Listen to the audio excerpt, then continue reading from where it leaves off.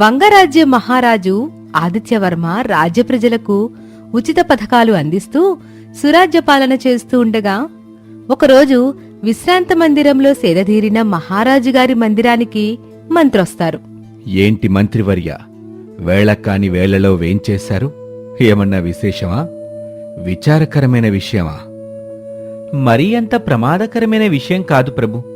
కాని ఈ సమయంలో మనం దృష్టి సారించకుంటే రాజ్య ప్రజల భవిష్యత్తు ప్రమాదంలో పడే అవకాశం ఉంది. మీ మనసు వలె మీ మాటలు కూడా ఓ పట్టాన అర్థం చేసుకోవటం బహు కష్టమే మంత్రివర్య. అయ్యో, ఎంత మాట మహాప్రభు!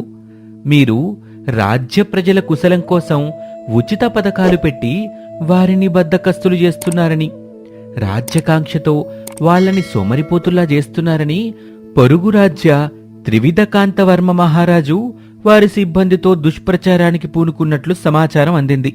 ప్రభు, మీరు ఏమీ అనుకోనంటే ఒక మాట చెప్తాను మహారాజా. ఈ విషయంలో మీకు పూర్తి స్వేచ్ఛనిస్తున్నాను. మంత్రివర్య, విషయం చెప్పండి. మీరు ప్రజల మేలు కోసమే ఆలోచించి ఉచిత పథకాలు అందిస్తున్నా వాళ్ళు ఆ పథకాల వల్ల ఏ పని చేయక మద్యపానానికి బానిసలవుతున్నారన్నది వాస్తవం ప్రభు.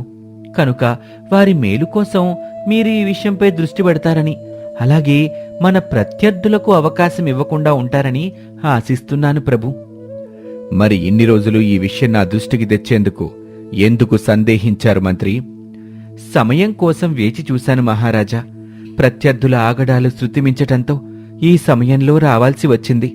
అహో, అటులైనా వారిని సన్మార్గంలోకి తీసుకురావాలనన్నా ఏమి చేయవలను అని మహారాజు యోచిస్తూ ఉండగా నాకొక ఉపాయం తట్టినది ప్రభు.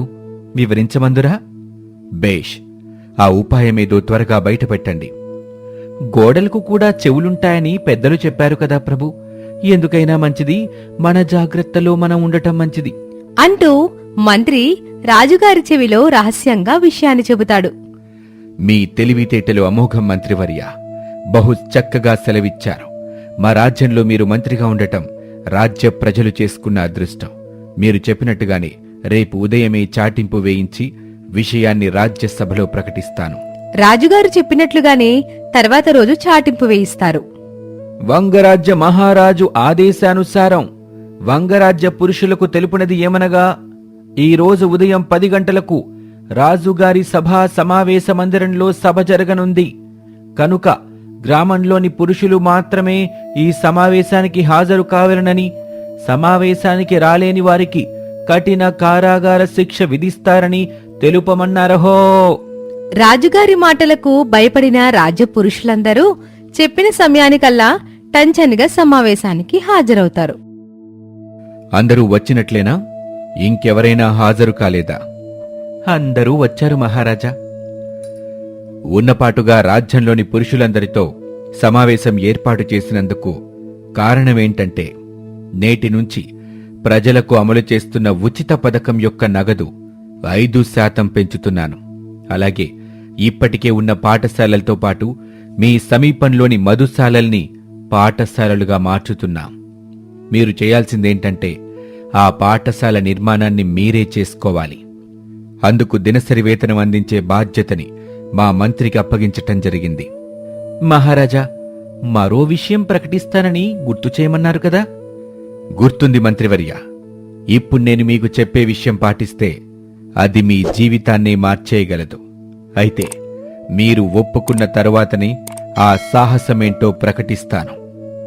అయితే ధైర్య సాహసాలు చూపిన వాళ్లు ధనవంతులవుతారు. భయపడేవాళ్లు బ్రతుకు తెరువు కోసం కష్టపడతారు. కాని ఈ ప్రయత్నంలో మీరు అపజయులైనచో మిమ్మల్ని 5 ఏళ్లపాటు అడవుల పాలు చేస్తాం. చేసే ప్రయత్నంలో ప్రాణాలు కోల్పోయినను ఎటువంటి సంబంధం లేదు. కాదు కూడదు అంటే ముందు చెప్పినట్టుగా పాఠశాల పనులు చేసుకుంటూ దైనందిన జీవితం కొనసాగించొచ్చు. మీకు సమ్మతైనచో రేపు ఇదే సమయానికి సభకు వచ్చి మీ అభిప్రాయాన్ని వ్యక్తపరచండి. సమావేశానంతరం ఎవరి దారిన వారు వెళ్లిపోతారు.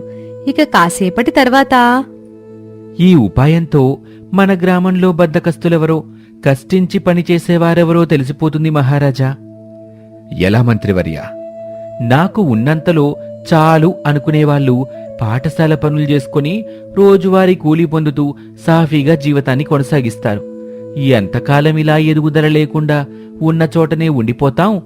ఏదో ఒకటి చేసి జీవితంలో స్థిరత్వం పొందాలనుకునేవాళ్లు మీరు చెప్పిన సాహసానికి ముందుకొస్తారు. ఇక ఏ పని చేయటం ఇష్టం లేక బద్ధకస్తులైన వారు మీరు పెంచిన ఉచిత పథకం కోసం చూస్తూ వాటితో కాలాన్ని గడిపేయొచ్చు అనుకుంటారు. శభాష్ మంత్రివర్య. మహామంత్రి తిమ్మరసులోని కార్యదక్షత, బుద్ధిలో లోపాలు దిద్దే తెలివి, లాభ నష్టాలను బేరీజు వేసే దూరదృష్టి మీలో ఉన్నందుకు, మీరు మా రాజ్యంలో ఉన్నందుకు మిక్కిలి సంతోషిస్తున్నాం. అయితే మన రాజ్య ప్రజల బుద్ధి ఎటువంటిదో తెలుసుకునేందుకు రేపటి వరకు వేచి చూడాలన్నమాట. రాజుగారి సభలో జరిగిన సమావేశం గురించి మాట్లాడుకునేందుకు ఒకచోట సమావేశమవుతారు గ్రామస్తులంతా. అసలు రాజుగారు చెప్పే ఆ సాహసవంతమైన పనేంటో తెలియదు గాని ఒక్కసారి సాహసం చేస్తే జీవితంలో స్థిరపడిపోవచ్చు గదా. ఆ విషయం సాక్షాత్తు మహారాజు గారే తెలిపారు కదా. ఏం మాట్లాడుతున్నావో నీకు అర్థమవుతుందా? అందులో ఓడిపోతే 5 ఏళ్లు వనవాసం చెయ్యాలంట. అదిగాక ఆ ప్రయత్నంలో చనిపోతే సంబంధం లేదంటున్నారు. మరి మన పెళ్ళాం పిల్లలేమైపోవాలి? ఇప్పుడు మనమేమన్నా సంతృప్తిగా ఉంటున్నామా? మనకంటూ ఒక స్థిరత్వం ఉందా? రాజుగారి ఉచిత పథకం తప్పితే మనకంటూ సొంత ఆదాయం అంటూ ఉందా? ఇది కూడా ఓ జీవితమేనా? అందుకే రాజుగారి పందానికి ఒప్పుకుంటే వస్తే ధనవంతులమేం వస్తాం, లేకపోతే పోతాం. నేనైతే రాజుగారి పందానికి సిద్ధపడ్డాను. నా దారిలో వచ్చేవాళ్లుంటే రావచ్చు అని చక్రధరుడు అనడంతో తాను చెప్పిన దాంట్లో కూడా న్యాయముందని కొంతమంది చక్రధరుని వైపు వస్తారు. మేమైతే ఎటువంటి సాహసం పడదలుచుకోలేదు. మా పెళ్ళాం పిల్లలతో కలిసి ఇక్కడే ఉంటాం. ఆ పాఠశాల పనులు చూసుకుంటూ ఉన్నంతలో కాలం వెళ్లదీస్తాం. ఇన్నాళ్ళు రాజుగారి ఉచిత పథకంతో ఎలాగోలా నెట్టుకొచ్చేసాం. ఇప్పుడు రాజుగారే ఉపాధి కల్పిస్తుంటే ఇంకేముంది? కడుపులో నీళ్లు కదలకుండా ఇక్కడే ఓపిగ్గా పని చేసుకుంటాం. మాధవుడితో కొంతమంది ఏకీభవించగా మిగిలిన వారిలో ఒకడైన మందమతుడు మాట్లాడుతూ, మేము ఎటువంటి పని చేయడానికి ఇష్టపడడం లేదు. ఎంచక్క రాజుగారే ఉచిత పథకం యొక్క నగదు శాతం పెంచారు. వాటితో మా జీవితాన్ని కొనసాగిస్తాం. రాజుగారే ఉచిత పథకం అమలు చేసి పోషిస్తుంటే ఒళ్ళొంచి పనిచేయడానికి మేమేమైనా పిచ్చాలమా? ఇంకా పనిచేసే కార్యక్రమాలు ఏమీ పెట్టదలుచుకోలేదు అని మందమతుడు అనడంతో అందుకు సమ్మతించిన వారు కూడా మందమతునికి వంత పాడుతారు. ఇక రాజుగారు చెప్పినట్లుగానే రాజ్యంలోని పురుషులంతా సమావేశమవుతారు. ఎవరి అభిప్రాయం వాళ్లు వివరించిన తర్వాత, సాహసం చేసేందుకు సిద్ధమైన వారికి చక్రధరుణ్ణి వారి బృందానికి నాయకుడిగా నియమిస్తున్నాను. మీరు కాసేపు పక్కనే ఉండండి అని రాజుగారు అనడంతో చక్రధరుని బృందం పక్కన నిలబడుతుంది. పాఠశాల పనులు చూసుకుంటూ ఇక్కడే ఉంటామంటున్న మాధవుణ్ణి వారి బృందానికి నాయకుడిగా ప్రకటిస్తున్నాను అని అనడంతో మాధవుని బృందం పక్కన నిలబడుతుంది.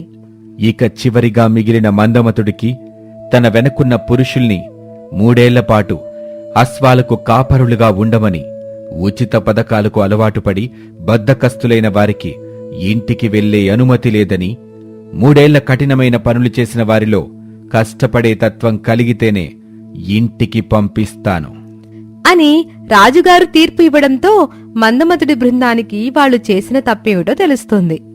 మీలో కష్టించి పనిచేసే వాళ్ళెవరో బద్ధకస్తులెవరో తెలుసుకునేందుకే రాజుగారు ఈ ఉపాయం చేశారు.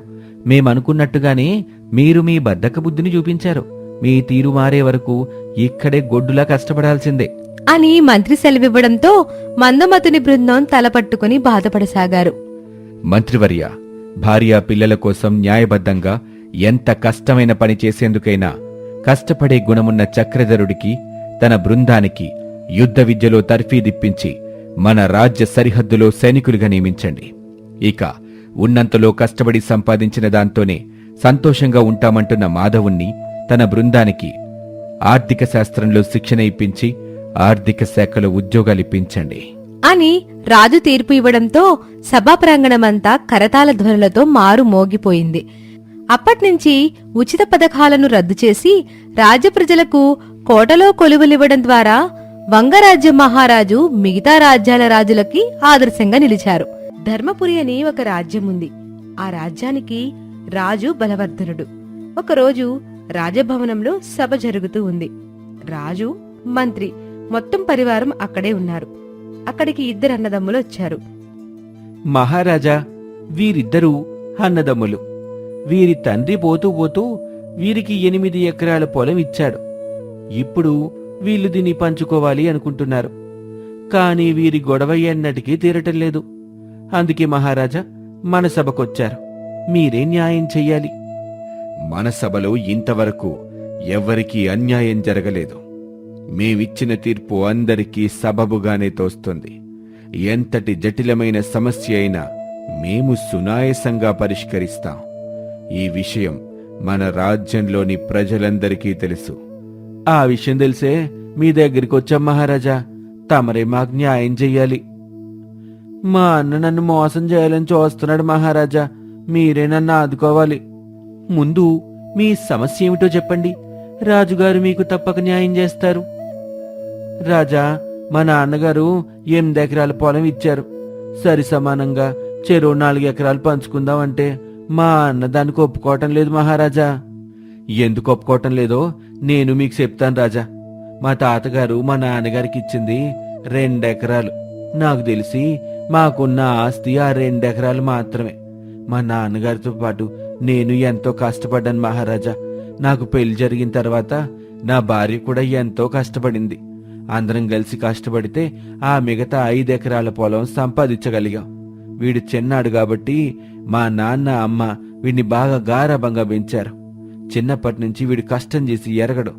ఇప్పుడు ఆస్తిలో మాత్రం సమాన హక్కు, సమాన భాగం అంటున్నాడు మహారాజా. మహారాజా, ఇంటికి పెద్దవాడు. వాడు ముందు పుట్టాడు కాబట్టి బాధ్యతలు అతని మీద పెట్టారు. అందుకు నేను బాధ్యుని కాదు కదా మహారాజా. మీ సమస్య నాకు బాగా బోధపడింది. మీ అన్నదమ్ములు ఒక పని చేయండి. మొత్తం 8 ఎకరాల్లో నుండి 3 ఎకరాలు నాకు, అంటే ఈ రాజ్యానికి, ప్రజలకు, వారి ప్రయోజనాలకు ఇవ్వండి. మిగిలిన 5 ఎకరాలు మీ అన్నదమ్ములు చెరు 2.5 ఎకరం సమానంగా పంచుకోండి అని రాజుగారు అనగానే అన్నదమ్ములిద్దరూ ఆశ్చర్యపోయారు.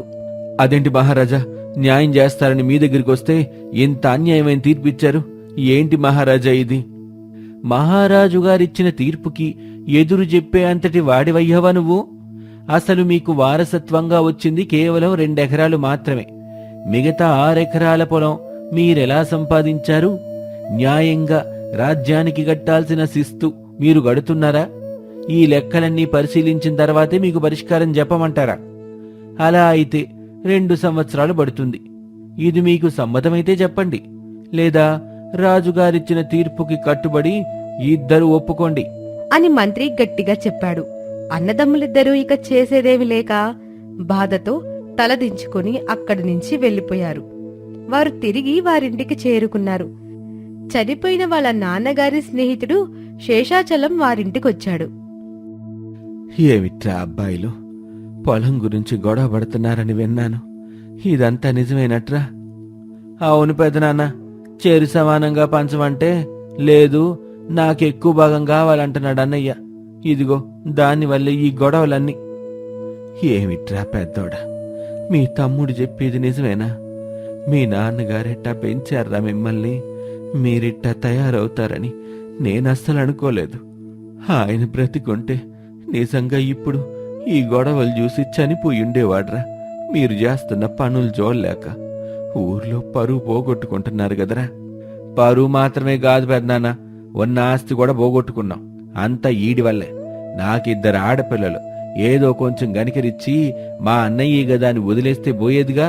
వదలకుండా గట్టికి పట్టు కూర్చున్నాడు. న్యాయం కోసం రాజుగారి దగ్గరికి వెళ్ళాం. ఉన్నది పోగొట్టుకొని వచ్చాం. ఉన్నది పోగొట్టుకోవడం ఏమిట్రా? అసలేం జరిగింది? వివరంగా చెప్పండి. అక్కడ జరిగిందంతా వివరంగా చెప్పారు శేషాచలానికి ఆ అన్నదమ్ములిద్దరూ. సరిపోయింది. మీరిద్దరూ కొట్టుకొని మీ ఆస్తిని ఎవరికో దారాదత్తం చేశారు. అసలు రాజుగారి దగ్గరికి వెళ్ళమని మీకు సలహా ఇచ్చిన ఎదవెవడ్రా? మీకేం తెలుసురా అతని గురించి? వారసత్వంగా వచ్చిన రాజు పదవిలో కూర్చున్నాడు. అంతేగాని ఒక రాజుకుండాల్సిన లక్షణం గాని అర్హత గాని ఒక్కటీ లేదు. ఆ రాజుగారిలో అతను పెద్ద స్వార్థపరుడ్రా. ప్రజల్ని రకరకాల పన్నులేసి వారి రక్తాన్ని పీల్చుకు దాగే జలగలాగా తయారయ్యాడు. అతనికి ఎవరో ఒకరు బుద్ధి చెప్పకపోరా అని అందరూ ఎదురు చూస్తున్నారా మన రాజ్యంలో ఉన్న ప్రజలందరూ. ఎవరైనా ఎదురు తిరిగి మాట్లాడితే వారి మీదే లేనిపోని అబాండాలేసి వాళ్ళను కూడా చెరసాలకి పంపిస్తున్నాడు.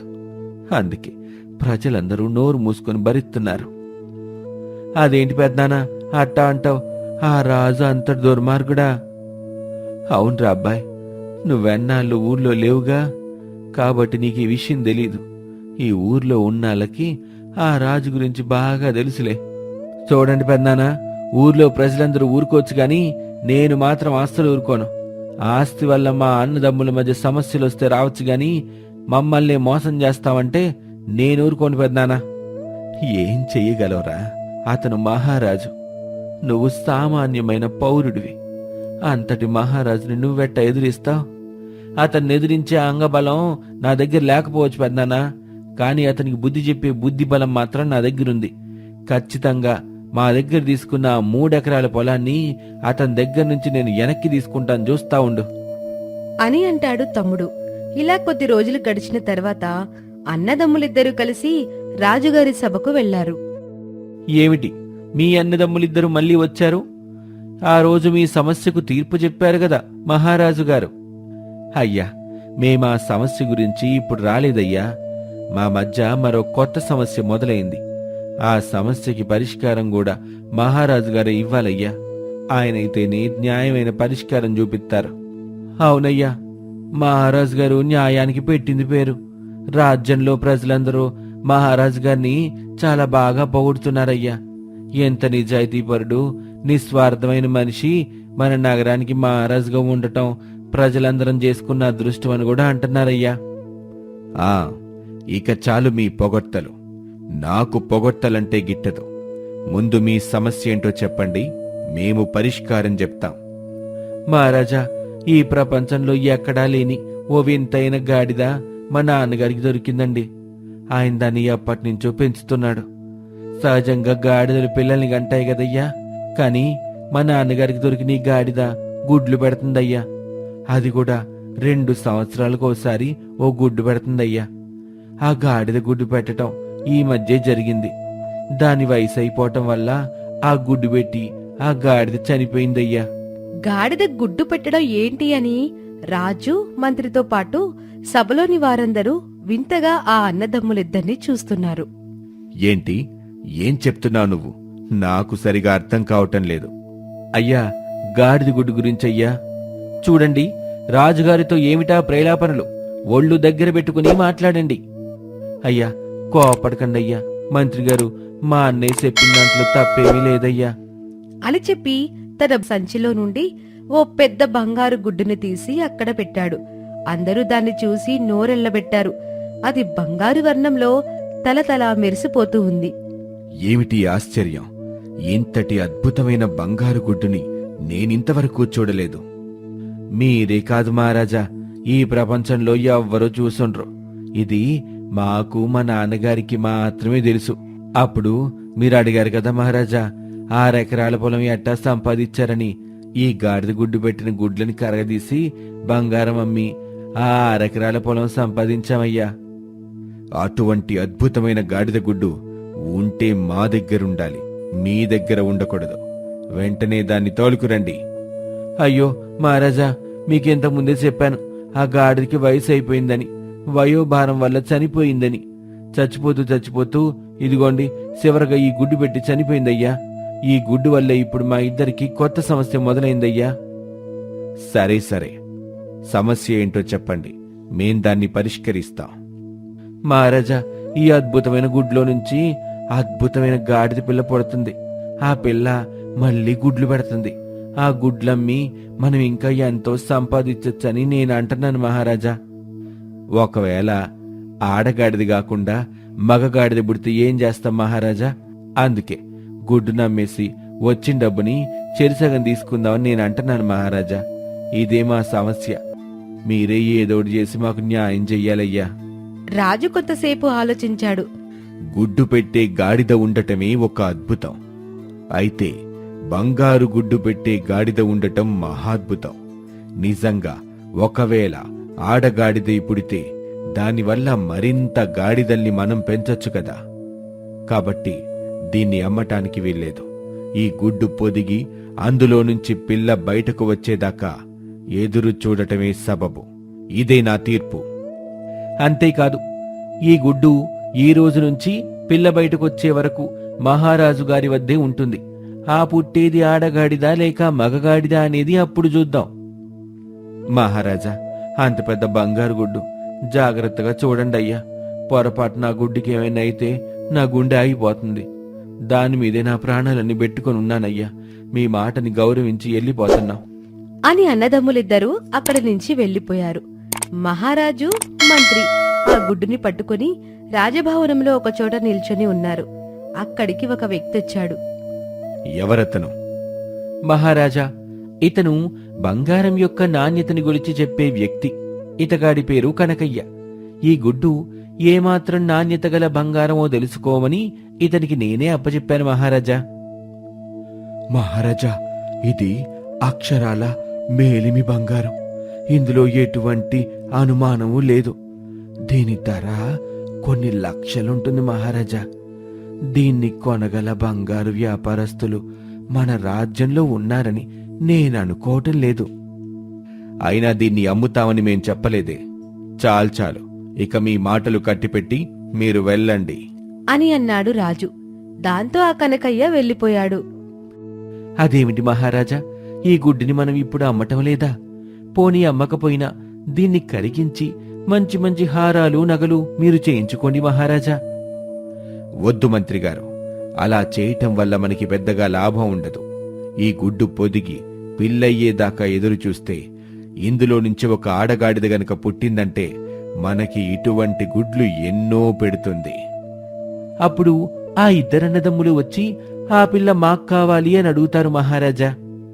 ఆ గాడిద పిల్లను ఏ పిల్లి పిల్లో కుక్క పిల్లో వచ్చి తినేసింది అని చెప్పొచ్చు. అది పెద్ద సమస్య కాదు. వారికి ఎలాగూ మనల్ని ఎదిరించేంత ధైర్యమూ లేదు. దీన్ని ఏదో ఒక చోట భద్రంగా ఉంచండి. అది నిజమే మహారాజా.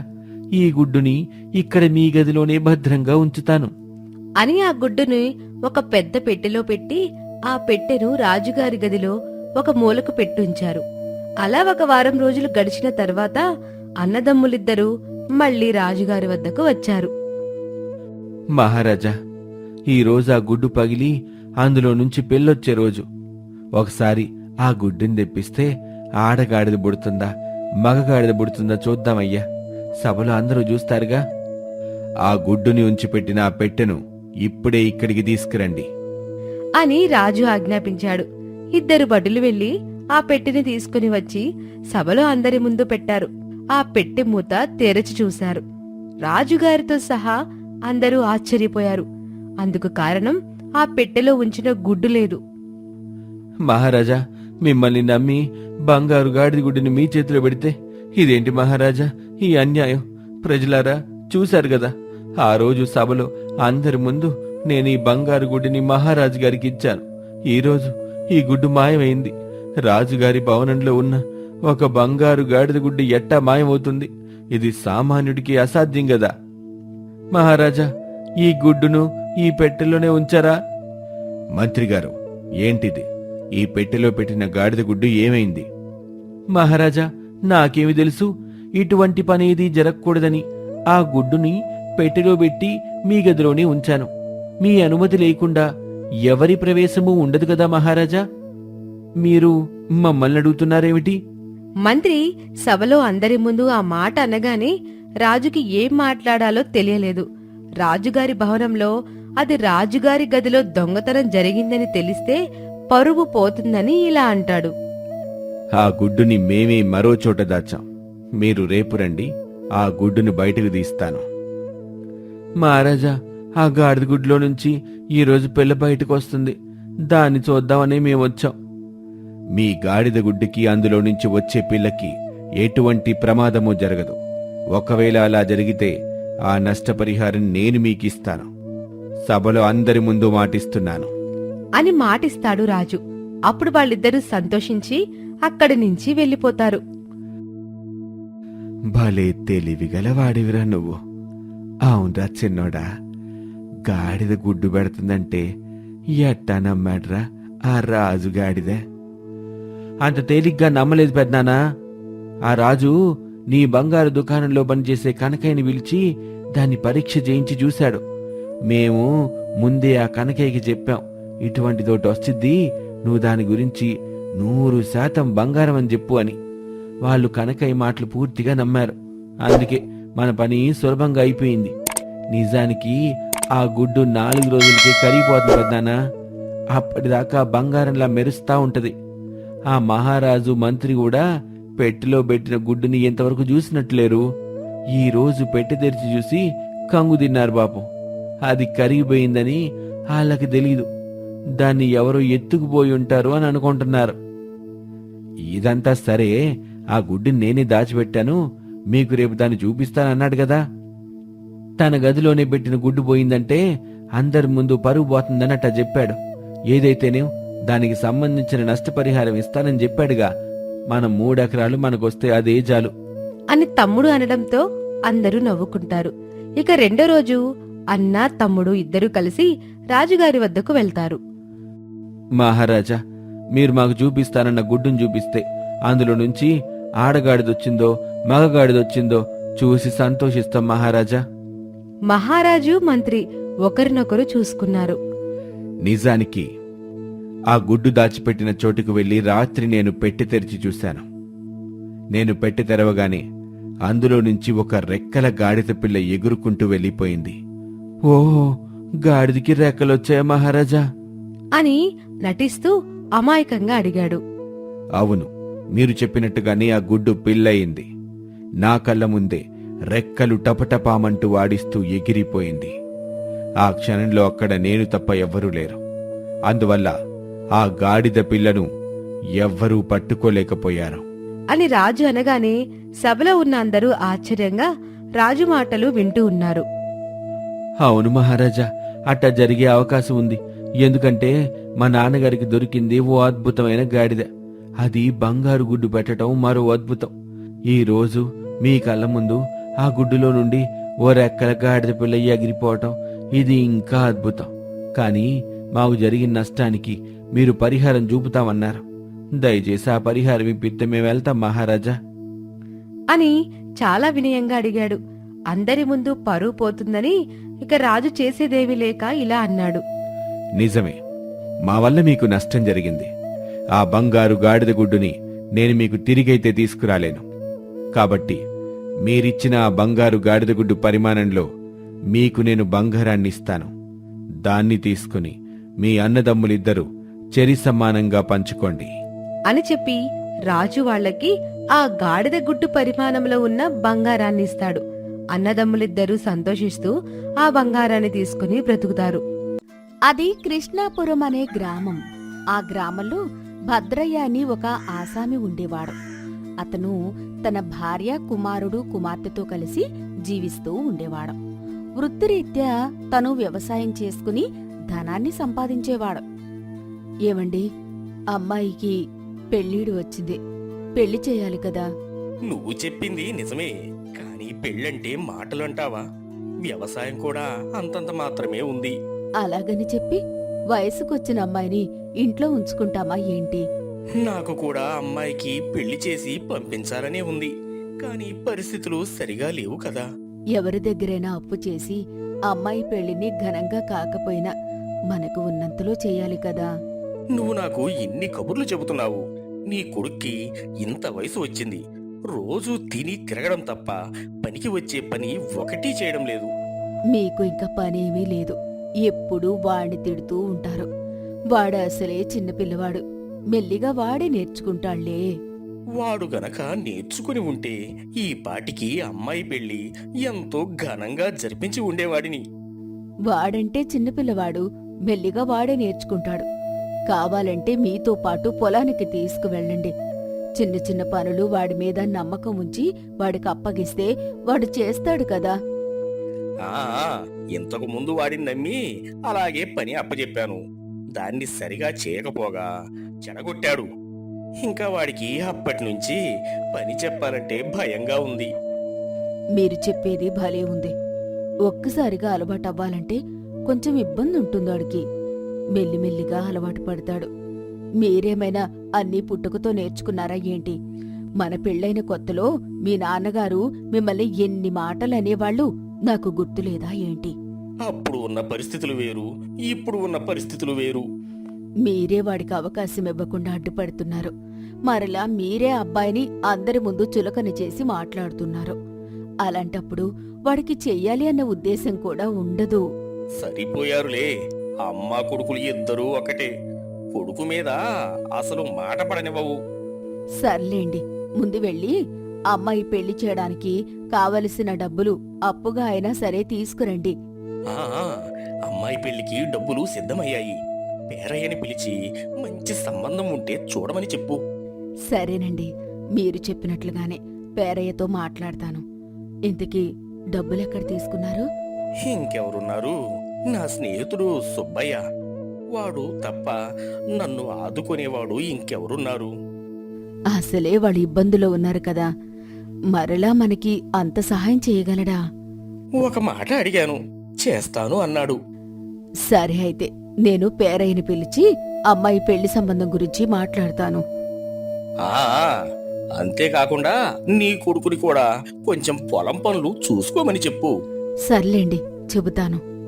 ఎప్పటి నుంచైనా వాడికి కొంచెం ఇంటి మీద, ఇంటి అవసరాల మీద అవగాహన వస్తే వాడు పని చేయడం మొదలు పెడతాడు. అప్పుడు తొందరగా ఈ అప్పును తీర్చేయవచ్చు. లేకపోతే స్నేహితుడి దగ్గర మాట వస్తుంది. నా కొడుకు చాలా మంచివాడు.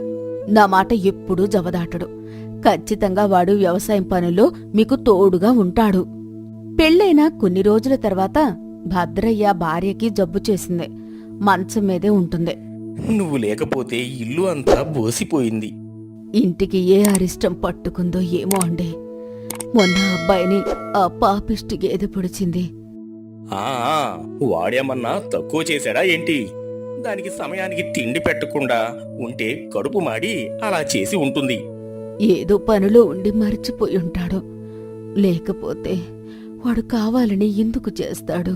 ఉమ్, తెలిసి చేశాడో తెలియక చేశాడో ఫలితం మాత్రం చివరికి అనుభవించాడు కదా.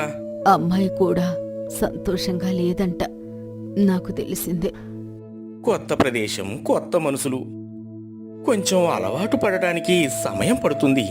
ఇంట్లో ఉన్నప్పుడు అమ్మాయికి ఇంటి పనులు నేర్పాలి అని చెప్పాను కదా. అదే నేను నేర్పినప్పుడు నేర్చుకోలేదు. అందుకు నాది తప్పేముంది? అవునులే, నీ కొడుకు చేస్తేనేమో వాడు చిన్న పిల్లాడు. అదే అమ్మాయి చేస్తే నువ్వు నేర్పినా కానీ నేర్చుకోలేదు. మీరేమైనా తిన్నారా అండి? రాత్రి అన్నం ఉంటే కొంచెం పెరుగు వేసుకుని తిన్నాను. నాకు ఈ పరిస్థితి రాకుండా ఉంటే మిమ్మల్ని చాలా జాగ్రత్తగా చూసుకునేదాన్ని. ఎప్పటికైనా సమయం మించిపోలేదు. తొందరగా కోలుకుని నాకు మంచి రుచికరమైన భోజనాన్ని వండి పెట్టాలి. మరి అబ్బాయి ఏం తింటున్నాడు? వాడు ఏదో ఒకటి బయట తింటున్నాడులే. సర్లే, ఇప్పటికే చాలా ఆలస్యమైంది, నిద్రపో. నా భార్యను నేను ఈ పరిస్థితుల్లో చూడలేకపోతున్నాను. తను ఇలా నరకయాతన అనుభవిస్తుంటే నేను చూస్తూ ఎలా తట్టుకోగలను? నేను నా భార్యని ఈ పరిస్థితుల్లో చూడలేకపోతున్నాను. నా భార్య కంటే ముందు నేనే చనిపోతాను. అంతేకాకుండా నా స్నేహితుడికి ఇవ్వవలసిన ధనాన్ని కూడా నేను ఇవ్వలేకపోతున్నాను. ఈ అవమాన భారంతో నేను బ్రతకలేను అని అక్కడ ఉన్నటువంటి మర్రి చెట్టుకు ఉరేసుకోవడానికి ప్రయత్నించాడు. ఉన్నట్టుండి ఆ తాడు తెగిపోయింది. తన ముందు 2 మట్టి కుండలు ప్రత్యక్షమయ్యాయి. ఈ ఈ మట్టి కుండలు ఎక్కడి నుంచి వచ్చాయి? నేను వీటిని ఎప్పుడూ ఇక్కడ చూడలేదు. హా, సరే, ఇందులో ఏముందో తెరిచి చూడాలి. భద్రయ్య ఆ మట్టి కుండలను తెరిచి చూశాడు.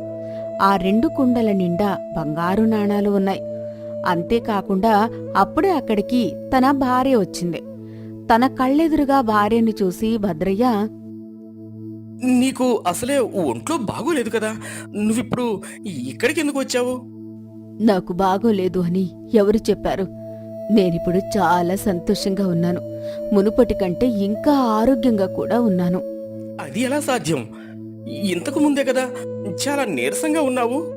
ఏమోనండి, నాకు తెలీదు. ఉన్నట్టుండి ఏదో శక్తి నాలో ఆవహించింది. నాకున్నటువంటి అనారోగ్య సమస్యలు తీరిపోయాయి.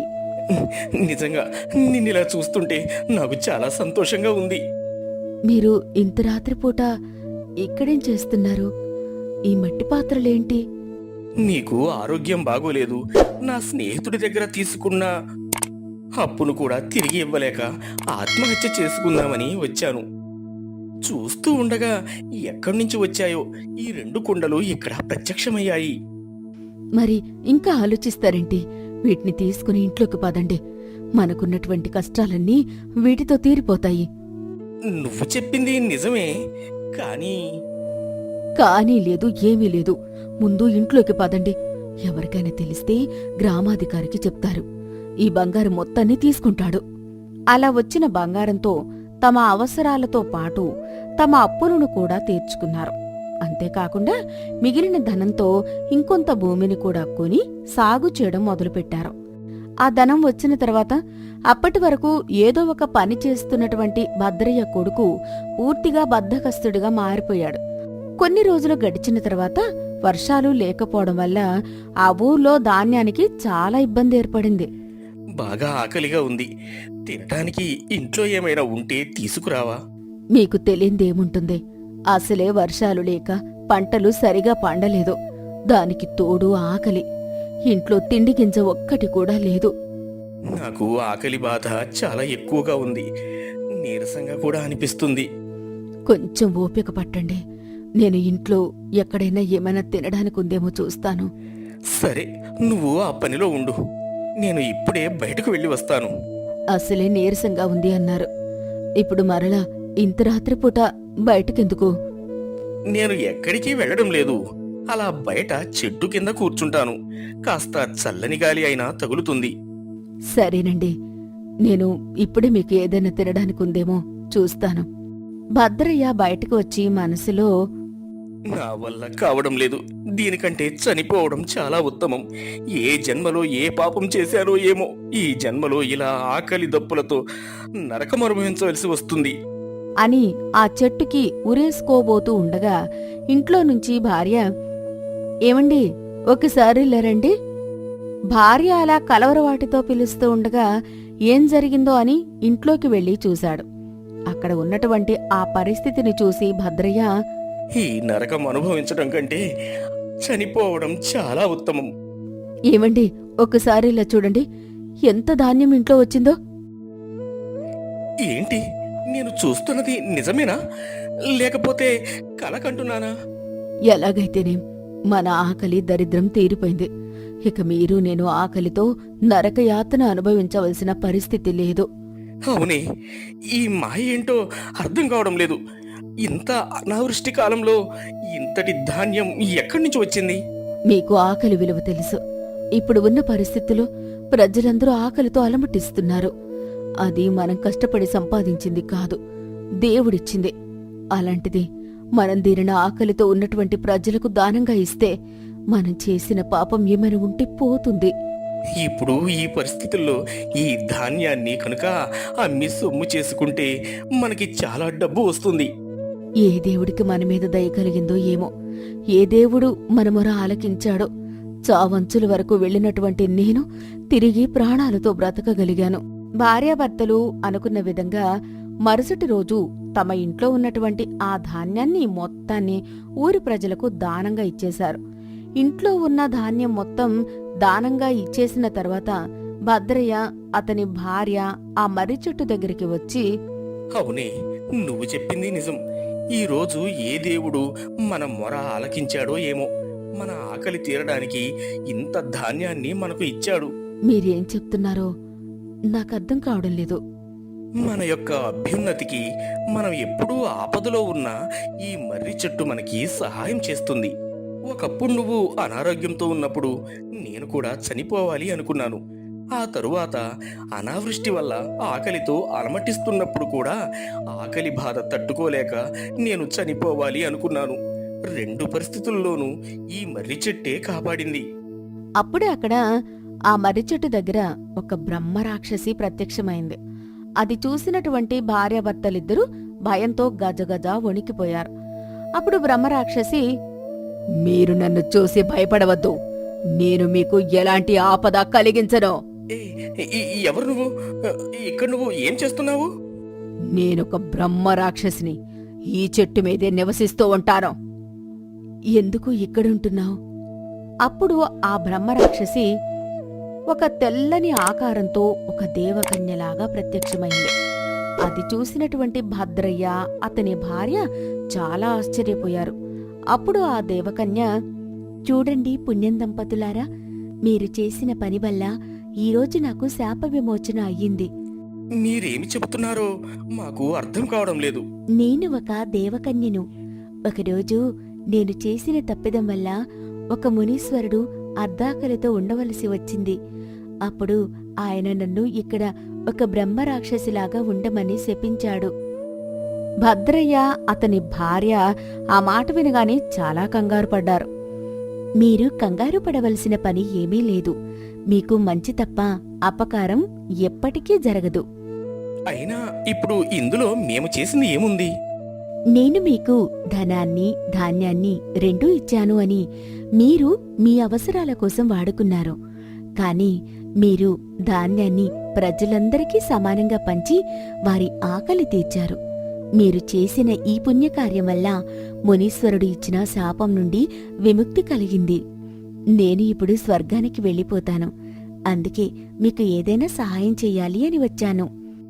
ఇప్పటికే మీరు మాకు చాలా సహాయం చేశారు. ఇంకా సహాయం అంటే ఏమడగాలో తెలియడం లేదు. నా కుమారుడు అనాలోచితంగా వచ్చినటువంటి ధనాన్ని జలసాలకి, మద్యానికి బానిసై జీవితాన్ని నాశనం చేసుకుంటున్నాడు. వాడికి మంచి బుద్ధిని ప్రసాదించు. అంతకు మించి మాకు కోరికలేమీ లేవు. మీరు కోరుకున్నట్లుగానే మీ కుమారుడు మంచి ప్రయోజకుడు అవుతాడు అని చెప్పి అక్కడి నుంచి అదృశ్యమైపోయింది. ఆ తరువాత కొన్ని రోజుల్లోనే భద్రయ్య కొడుకు చాలా ప్రయోజకుడయ్యాడు. ఆ తరువాత అతనికి పెళ్లి చేసి తమ కొడుకు సంపాదించినటువంటి ధనంలో కొంత భాగాన్ని ఆకలితో ఉన్నటువంటి వారికి అన్నదానం చేస్తూ తమ శేష జీవితాన్ని గడిపారు. జాలరి అత్యాశ. అది చిలకలిదీవి అనే చిన్న పల్లెటూరు. ఆ పల్లెటూరుకి ఆనుకుని ఒక పెద్ద సముద్రం ఉండేది. అక్కడ ఉన్నటువంటి కుటుంబాలు ఆ సముద్రంలో వేటకు వెళ్లి పట్టుకున్న చేపలను అమ్ముకుని వచ్చిన దాంతోనే జీవించేవాళ్లం. అదే ఊర్లో ఉంటున్న సుబ్బడు, అతని భార్య అప్పలమ్మ కూడా సముద్రంలో చేపలను పట్టుకుని జీవించేవాళ్లం. సుబ్బుడు వేటకు వెళ్లి తిరిగి వచ్చిన తర్వాత ఇంటికి చేరుకున్నాడు. ఆలస్యంగా ఇంటికి వచ్చిన భర్తను చూసి, ఏటైనాది, ఈరోజు చాలా పొద్దుపోయింది. ఎన్నిసార్లు వల వేసినా ఒక్క మంచి చేప కూడా తిక్కలేదు. ఏం చేస్తాంలే అయ్యా, ఎంతైనా సముద్రమ్మ తల్లి కరుణించకపోతే మనమైనా ఏటి చేద్దాము. అలా అనుకుంటే కుటుంబాన్ని ఎలా పోషించాలి? ఏం చేద్దామయ్యా, దొరకకపోతే మనమేమైనా ఏటి చేద్దాం, దొరికేదాకా ఎతుక్కోవాలా. ఇంతకు ముందు వచ్చేటప్పుడు కూడా వల వేశాను. అప్పుడు వల చాలా బరువుగా అనిపించింది. ఏమై ఉంటుందా అని పైకి లాగి చూశాను. తీరా చూస్తే అందులో ఒక పెద్ద తాబేలు ఉంది. మరి ఆ తాబేలునైనా తీసుకొచ్చావా? దానిని సంతలో అమ్మితే ఎంతో కొంత డబ్బులొచ్చేవి. తీసుకువద్దాము అని అనుకున్నాను. కానీ ఇది వాటికి గుడ్లు పెట్టే కాలం. అందుకే అది గుడ్లు పెట్టడానికే బయటకు వచ్చింది. అవునయ్యా, నువ్వు చెప్పింది నిజమే. ఇప్పుడు అవి గుడ్లు పెట్టే కాలం. అందుకే ఆ తాబేలుని మరలా సముద్రంలోనికి వదిలేశాను. సరే అయ్యా, నువ్వు వెళ్ళి కాళ్ళు కడుక్కునిరా. సూరయ్య భార్య కొంచెం అన్నం పంపించింది, అది తిని పడుకుందాం. ఆ రోజు గడిచిపోయింది. మరుసటి రోజు సుబ్బడు వేట కోసం మరలా సముద్రానికి వెళ్ళాడు. అప్పటికే అక్కడ స్నేహితుడు గంగయ్య సుబ్బడి కోసం ఎదురుచూస్తూ ఉన్నాడు. అక్కడికి వచ్చిన సుబ్బడిని చూసి గంగయ్య, ఈరోజేంటి ఇంత ఆలస్యంగా వచ్చావు అన్నాడు. నిన్న వేట చిక్కలేదు, ఈ రోజు కూడా వేటకు లేదని ఆలస్యంగా వచ్చాను. సముద్రం మీద ఏటకు పోలేదు. నిన్న నా పడవకి కళ్ళం పడింది, అది బాగు చేయించడానికి వెళ్ళాలి. సరే అయితే ఈ రోజు నా బోటులో పోదాము. దొరికిన దాంట్లో ఇద్దరం చెరు సగం తీసుకుందాం. సరేరా సుబ్బయ్య, నువ్వు చెప్పినట్లుగానే చేద్దాము. అనుకున్న ప్రకారం ఇద్దరూ కలిసి సముద్రం మీద యాటకుపోయారు. ఆ రోజు వేట బాగా దొరికింది. అనుకున్న మాట ప్రకారం ఈ రోజు వేటలో చాలా చేపలు దొరికాయి. అనుకున్న మాట ప్రకారం చెరో సగం పంచుకుందాం. అనుకున్న మాట ప్రకారం నా వాటా నాకు ఇవ్వు. నేను అమ్మటానికి పట్నం పోతాను. నేను కూడా నీతో పాటు వస్తాను. ఇద్దరం కలిసి అమ్ముకుని వద్దాము. ఇద్దరూ కలిసి పట్నం బయలుదేరి వెళ్లారు. ఇంటి దగ్గర సుబ్బడి కోసం అతని భార్య అప్పలమ్మ ఎదురుచూస్తూ ఉంది. అప్పటికే చాలా పొద్దుపోయింది. ఇంకా సుబ్బడు రాలేదు. ఈరోజు కూడా ఏటా సిక్కినట్టు లేదు. అందుకే ఈయన ఇంకా రాలేదు. లేకపోతే ఎప్పుడో వచ్చుండేవాడు. బయట నుంచి లోపలికి వచ్చాడు సుబ్బడు. ఇంటికి వచ్చిన భర్తని చూసి అప్పలమ్మ, ఏంటి మామా, ఈరోజు కూడా ఏట చిక్కలేదా? చాలా ఆలస్యంగా వచ్చావు. ఏట బాగానే చిక్కింది, కానీ దాని అమ్ముకు రావడం కోసం పట్నం వెళ్ళాను. తిరిగి వచ్చేసరికి ఇంత సమయం పట్టింది. అయితే ఈరోజు మంచిగా చేపలు దొరికాయా? అవును, ఈరోజు చాలా బాగా జరిగింది. నేను గంగయ్య కలిసి నా పడవలోని చేపల వేటకు వెళ్ళాము. దొరికిన దాంట్లో ఇద్దరం చెరు సగం పంచుకున్నాం. ఇప్పుడు ఆ దొంగ చచ్చినోడు ఎందుకొచ్చాడు? నీకెన్నిసార్లు చెప్పాను వాడితో సావాసం మానేయమని. నేను ఏటకు వెళ్ళేటప్పుడు వాడు ఒడ్డు మీద నిలుచుని ఉన్నాడు. ఏమైందిరా ఇక్కడ ఉన్నావు అంటే, బోటు పాడైపోయింది, అందుకే వేటకు పోలేదు అన్నాడు. ఎలాగో నాకు ఆకలి విలువ తెలుసు కాబట్టి వాడి పెళ్ళాం పిల్లలు ఎక్కడ పస్తులు ఉంటారు అని నాతో పాటు ఈసుకుపోయాను. ఆడికి సహాయం చేశామన్న విశ్వాసం కూడా అస్సలుండదు. తెన్నింటి వాసాలు లెక్కబెట్టి దొంగమొహం వాడు. వాడంటే దొంగ కావచ్చు, కాని వాడి పిల్లలు ఏం చేశారు? వాడు తప్పు చేశాడు అని వాడి పిల్లల్ని పస్తులు ఉంచలేము కదా. అందుకని మనకొచ్చిన ఆటలో సగం వాడికిచ్చి వచ్చారా? అది కూడా మీరే తీసుకొనుంటే ఇంకా డబ్బులు ఎక్కువ వచ్చేవి కదా. అయిపోయిందా? నీ గురించి ఇప్పుడెందుకు? నాకు బాగా ఆకలి ఉంది. భోజనం పెడతావా పెట్టవా? సరే, కాళ్ళు చేతులు కడుక్కునిరా, నీకు భోజనం పెడతాను. ఆ రోజు గడిచిపోయింది.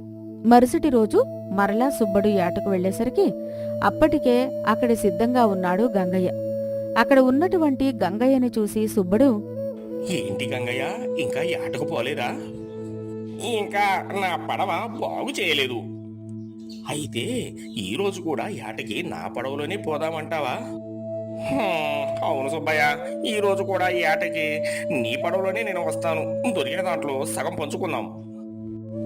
సరే, అయితే ఇంకా చేసేదేముంది? పద, అయితే వేటకు పోదాం. అలా రోజూ ఇద్దరూ కలిసి యాటకు బయలుదేరి వెళ్లేవాళ్లు.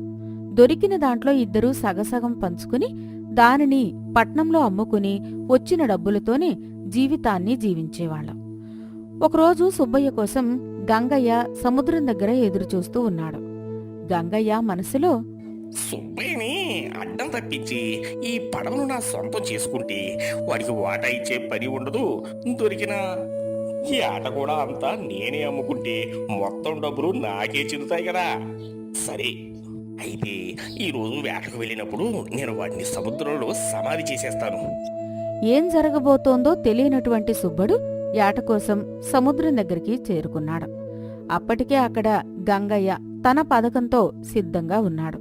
అవేమీ తెలియనటువంటి సుబ్బడు యథావిధిగా గంగయ్యతో కలిసి సముద్రంలో వేటకు బయలుదేరి సముద్రం మధ్యలోకి చేరుకున్నాడు. ఏంటి సుబ్బయ్య, ఏదో ఆలోచిస్తున్నావు? ఇంకా ఆలస్యం ఎందుకు? వల విసురు. ఈ రోజు ఎందుకో మనసు ఏదోలా ఉంది. మనసు బాగోలేదని కూర్చుంటే కడుపుకి ఆకలి తీరదు కదా. నువ్వు చెప్పింది నిజమే, కానీ కీడు శంకిస్తోంది. కీడు లేదు పాడు లేదు. వల వేస్తే దొరికిన చేపల్లో చెరు సగం పంచుకొని పట్నంలో అమ్మితే వచ్చేటప్పుడు డబ్బులు ఆ మనసు చెప్పింది వింటే వస్తాయా? నువ్వు చెప్పింది నిజమే. ఇద్దరూ తమ తమ వలలను సముద్రంలో వేసి చేపలను పట్టి బోటులో వేశారు. అప్పటికే చాలా పొద్దుపోయింది. అవకాశం కోసం ఎదురు చూస్తున్నటువంటి గంగయ్య అక్కడే ఉన్నటువంటి దొడ్డుకర్ర తీసుకుని సుబ్బడు తలమీద కొట్టి సముద్రంలోకి నెట్టేశాడు. అమ్మా, ఎలాగైతేనే ఈ సుబ్బడిని వదిలించుకున్నాను. ఇక ఈ పడవ నాదే. ఈ పడవలో దొరికిన ఈ ఆట నాకే చెందుతుంది. ఇంకా నేను ఎవ్వరికీ దీన్ని పంచవలసిన పని లేదు అని అనుకుంటూ గంగయ్య ఆ బోటుతో ఒడ్డుకు చేరుకున్నాడు. ఏమీ ఎరగనట్లు దొరికిన వేట తీసుకుని పట్నం వెళ్ళిపోయాడు. అక్కడ భర్త ఇంకా ఇంటికి రాకపోవడంతో అప్పలమ్మ చాలా కంగారు పడుతుంది. ఇక చేసేది లేక గంగయ్య ఇంటికి చేరుకుంది అప్పలమ్మ. ఇంటికి వచ్చిన అప్పలమ్మని చూసి గంగయ్య, ఏంటి ఇలా వచ్చావు? మా ఆయన ఇంకా రాలేదు. ఇప్పటికే చాలా పొద్దుపోయింది. ఇంకా రాకపోవడం ఏంటి? ఎప్పుడో బయలుదేరాడు కదా. అదే నాకు తెలీదు. ఏం జరుగుంటుందో మిమ్మల్ని కనుక్కొని వెళ్దామని వచ్చాను. ఈ రోజు వాడు నాతో పాటు సరుకుని అమ్మటానికి పట్నం రాలేదు. ఏదో పని ఉంది, నేను తర్వాత వెళ్తాను అని చెప్పాడు. అమ్మితే ఇద్దరూ పట్నం వెళ్తారు కానీ అలా చెప్పా పెట్టకుండా మా ఆయన ఎక్కడికి వెళ్ళడు. వీడి నా భర్తను ఏదో చేసుంటాడు. ఆ, ఒకసారి నువ్వు ఆ సముద్రం దగ్గరికి వెళ్ళి చూడు, అక్కడే ఏమైనా ఉన్నాడేమో. ఆయన ఇంకా అక్కడే ఎందుకుంటాడు? ఎందుకంటే పొద్దున వేటకు వచ్చినప్పుడు కూడా మనసు బాగోలేదని చెప్పాడు. నేను సరుకుని అమ్మటానికి పట్నం వెళ్ళేటప్పుడు కూడా దిగులుగానే ఉన్నాడు. ఇంకా నేను పొద్దుపోతుంది కదా, ఆలస్యం అయితే సరుకు పాడైపోతుందని నేను వెళ్ళిపోయాను. సరే అయితే నేను సముద్రం దగ్గరకు పోయి చూస్తాను. అక్కడ ఏమైనా ఆయన ఉన్నాడేమో. సరే, చీకటిగా ఉంది, జాగ్రత్తగా వెళ్ళు. అప్పలమ్మ సముద్రం దగ్గరకు చేరుకునేసరికి అక్కడ తనకి తన భర్త కనిపించాడు. తన భర్త దగ్గరకు వెళ్లి అప్పలమ్మ, ఏంటి మామా ఇంత పొద్దుపోయినా ఇంటికి రాకుండా ఇక్కడే కూర్చున్నావు? నువ్వు చెప్పింది నిజమే. పాముకి పాలు పోసి పెంచినట్లు మంచివాడు అని ఆ గంగయ్యను నేను చేరతీశాను. కానీ చివరికి వాడు నన్ను చంపాలి అని ప్రయత్నించాడు. అసలు ఏం జరిగిందో నాకు పూర్తిగా వివరించు. ఏం జరిగిందో తెలియదు. సముద్రంలో నుంచి ఒడ్డుకు వచ్చే సమయంలో గంగయ్య అక్కడే ఉన్నటువంటి దొడ్డు కర్ర తీసుకుని నా నెత్తి మీద కొట్టాడు. ఆ తర్వాత నేను స్పృహ తప్పి పడిపోయాను. కళ్ళు తెరిచి చూసేసరికి ఒడ్డు మీద ఉన్నాను. ఆ మాట విన్నటువంటి అప్పలమ్మ, దేవుడు సల్లంగా చూడబట్టి ఏమీ కాలేదు, క్షేమంగా ఇంటికొచ్చావు. నన్ను క్షేమంగా తీసుకుని వచ్చింది ఆ రోజు నేను కాపాడినటువంటి ఆ తాబేలు. వాడు నెత్తి మీద కొట్టేసరికి నీకు మతిగాని పోయిందా ఏంటి? తాబేలేంటి నిన్ను కాపాడ్డమేంటి? ఇదిగో చూడు, నాకు ఆ తాబేలు బంగారు నాణాన్ని కూడా తీసుకుని వచ్చి ఇచ్చింది. సరే, ఇప్పటికే చాలా పొద్దుపోయింది, ఇంటికి పోదాం పదా. ఇద్దరూ కలిసి ఇంటికి చేరుకున్నారు. ఆ రోజు గడిచిపోయింది. మరుసటి రోజు ఉదయం యథావిధిగా సుబ్బడు యాటకు బయలుదేరి సముద్రం దగ్గరికి చేరుకున్నాడు. అప్పటికే అక్కడ గంగయ్య ఉన్నాడు. అక్కడికి వచ్చిన సుబ్బయ్యని చూసి కాళ్ళు చేతులు వణికిపోయాయి. ఏమీ తెలియనట్లు గంగయ్య, నిన్న ఏం జరిగింది? ఉన్నట్టుండి స్పృహ తప్పి సముద్రంలో పడిపోయావు. నిన్ను కాపాడడానికి ఎంతో ప్రయత్నించాను, కానీ నువ్వు సముద్రంలో మునిగిపోయావు. నేను ఈ రోజు నుంచి ఆటకు రావడం లేదు. నా పడవని కూడా నువ్వే వాడుకో.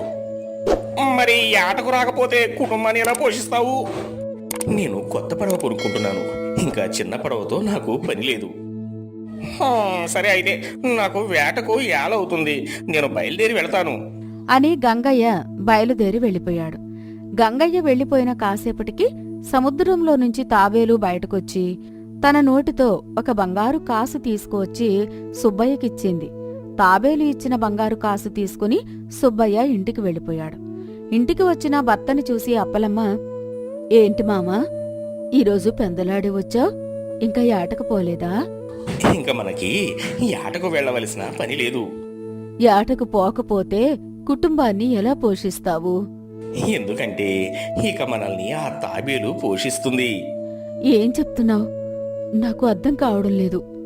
భర్త తన దగ్గర ఉన్నటువంటి బంగారు నాణాన్ని భార్యకు చూపించి, ఇక రోజు మనకు ఆ తాబేలు ఒక బంగారు నాణాన్నిస్తుంది, దాంతో మనం సుఖంగా జీవించవచ్చు అంటాడు. అయితే ఇక మనం ఈ చిన్న పూరి గుడిసెలో నుంచి పెద్ద ఇంటిని కట్టుకోవచ్చు.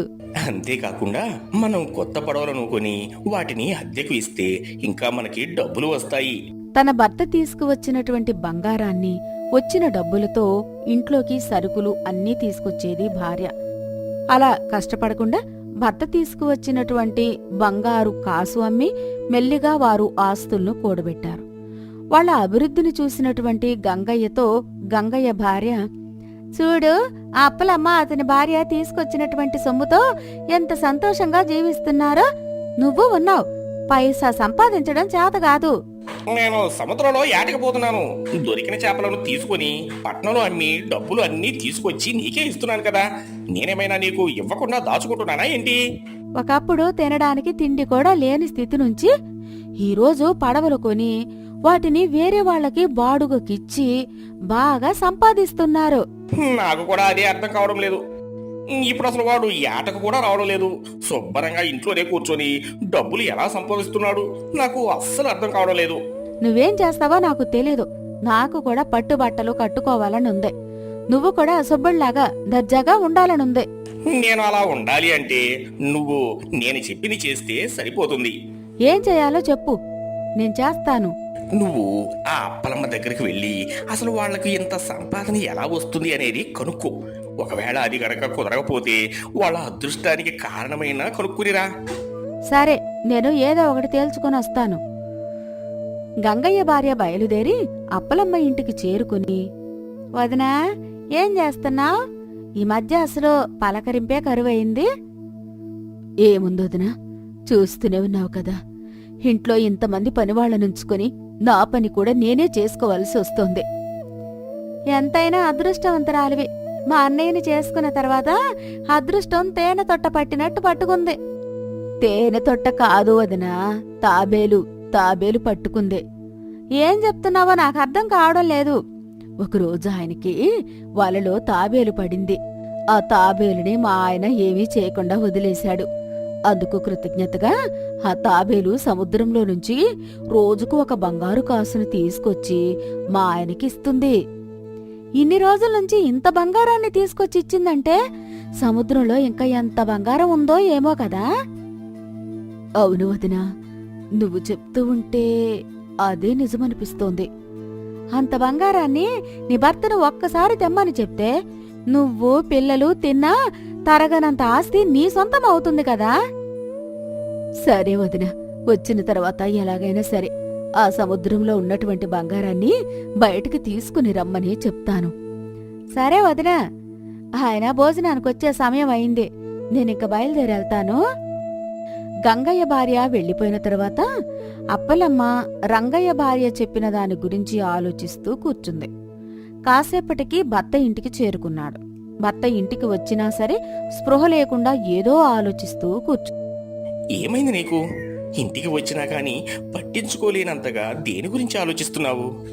ఈ తాబేలు రోజు ఒక్కొక్క బంగారు నాణాన్ని తీసుకొచ్చి ఇస్తుంది. అవును, ఇప్పుడు దాని గురించి ఎందుకు ఆలోచిస్తున్నావు? ఆ తాబేలు ఇన్ని రోజులు ఇంత బంగారాన్ని తీసుకొచ్చి ఇచ్చిందంటే సముద్రంలో ఇంకా ఎంత బంగారం ఉండుంటుందో కదా. అవును నిజమే, కానీ ఇప్పుడు మనకి చాలా ధనం ఉంది కదా. ఇంకా ఆ బంగారం గురించి ఎందుకు ఆలోచిస్తున్నావు? మీరేం చేస్తారో నాకు తెలీదు. నాకు ఆ సముద్రంలో ఉన్నటువంటి బంగారం మొత్తం కావాలి. ఎలాగైనా సరే ఆ తాబేలుతో సముద్రంలోకి వెళ్లి ఆ బంగారం మొత్తాన్ని తీసుకురండి. ఇచ్చిన దానితో సంతృప్తి పడకుండా అతిగా ఆశపడకూడదు. నువ్వు తీసుకొస్తావా, లేకపోతే నన్ను ఇల్లు వదిలి మా పుట్టింటికి వెళ్ళిపోమ్మంటావా? ప్రతి దానికి మీ ఆడవాళ్లు అందరికీ ఇది ఒక సాకుగా దొరికింది. ఏదైనా పని అవ్వకపోతే పుట్టింటికి పోతామని బెదిరిస్తున్నారు. నువ్వేం చేస్తావో నాకు తెలీదు. బంగారు మొత్తం తీసుకురా. భార్య అనే మాటలు పడలేక భర్త సరేనని అంగీకరించి సముద్రం దగ్గరికి వెళ్ళాడు. తన భార్య ద్వారా అసలు నిజం తెలుసుకున్నటువంటి గంగయ్య కూడా సముద్రం దగ్గరికి చేరుకున్నాడు. సుబ్బడు సముద్రం దగ్గరికి వెళ్ళగానే సముద్రంలో నుంచి ఆ తాబేలు బయటకొచ్చింది. దూరం నుంచి చూస్తున్నటువంటి గంగయ్య, ఇదేనా తాబేలు ఇన్ని రోజులు వీడికి బంగారాన్ని తీసుకుని వచ్చి ఇచ్చింది? అయితే ఈ రోజు ఆ బంగారాన్ని నా సొంతం చేసుకోవాలి. కాసేపటికి తాబేలు తనతో పాటు సుబ్బడిని సముద్రంలోకి తీసుకెళ్ళింది. దూరం నుంచి చూస్తున్నటువంటి గంగయ్య క్షణం కూడా ఆలస్యం చేయకుండా వాళ్ల వెనకాలే సముద్రంలోకి బయలుదేరాడు. చాలా దూరం ప్రయాణించిన తర్వాత బంగారంతో నిండినటువంటి ఒక పెద్ద ఖజానా కనబడింది. అది చూసినటువంటి సుబ్బడు తాబేలుతో ఏదో మాట్లాడాడు. ఆ తరువాత తాబేలుతో సుబ్బడు అక్కడ్నుంచి వెళ్ళిపోయాడు. వాళ్లు వెళ్లిన కాసేపటికి గంగయ్య అక్కడికి వచ్చి తను తీసుకొచ్చినటువంటి సంచిలోకి బంగారం మొత్తాన్ని నింపుకొని తన నడుముకు కట్టుకున్నాడు. సముద్రంలో ఆ బంగారపు సంచులు బరువు ఎక్కువ అవడం చేత గంగయ్య అక్కడే ప్రాణాలు విడిచాడు. తాబేలు సుబ్బడిని జాగ్రత్తగా ఒడ్డుకు చేర్చింది. ఆ తర్వాత సుబ్బడు అక్కడ్నుంచి ఇంటికి చేరుకున్నాడు. ఇంటికి వెళ్లేసరికి అక్కడ గంగయ్య భార్య సుబ్బడి కోసం ఎదురుచూస్తూ ఉంది. సుబ్బడు ఇంటికి రాగానే గంగయ్య భార్య, నీతో పాటే సముద్రంలోకొచ్చాడాయన, ఇంకా రాలేదు? మీ ఆయన నాతో పాటు రావడం ఏంటి? నేను ఒక్కడనే కదా వెళ్ళింది. సముద్రంలోకెళ్ళి బంగారం తీసుకొస్తానని సంచులు తీసుకొనెళ్లారు. అసలు మిమ్మల్ని చేయమని ఎవరు చెప్పారు? మీలాగే మాకు కూడా డబ్బులు సంపాదించి బాగా బతకాలనుంటుంది కదా. సరే అయితే ముందు సముద్రం దగ్గరికి పోదాము. ఏం జరిగిందో అక్కడకు వెళ్ళాక కానీ నాకు తెలియదు. అందరూ కలిసి సముద్రం దగ్గరికి చేరుకున్నారు. సుబ్బడు తాబేల్ని బయటకు పిలిచాడు. బయటకు వచ్చిన తాబేలు తనతో పాటు సుబ్బడిని కూడా లోపలికి తీసుకెళ్ళింది. ఇద్దరూ కలిసి ఆ నిధి ఉన్నటువంటి ప్రదేశానికి చేరుకున్నారు. అక్కడ గంగయ్య బంగారం నింపినటువంటి సంచులు బరువు ఎక్కువ అవడం చేత ఊపిరాడక చనిపోయి ఉన్నాడు. సుబ్బడు గంగయ్య శరీరాన్ని తీసుకుని ఒడ్డుకు వచ్చాడు. చనిపోయిన భర్తని చూసి గంగయ్య భార్య బోరున ఏడ్చేసింది. అక్కడే ఉన్నటువంటి అప్పలమ్మను చూసి, ఇప్పటికైనా తెలిసిందా? మనకు ఎంత కావాలో అంతే తీసుకోవాలి. ఎక్కువగా ఆశపడితే ఇలా పోవలసి వస్తుంది.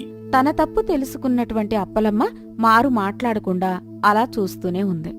ఆ రోజు నుంచి తాబేలు ఇంకా బంగారం తీసుకొచ్చి సుబ్బడికివ్వడం కూడా ఆపేసింది.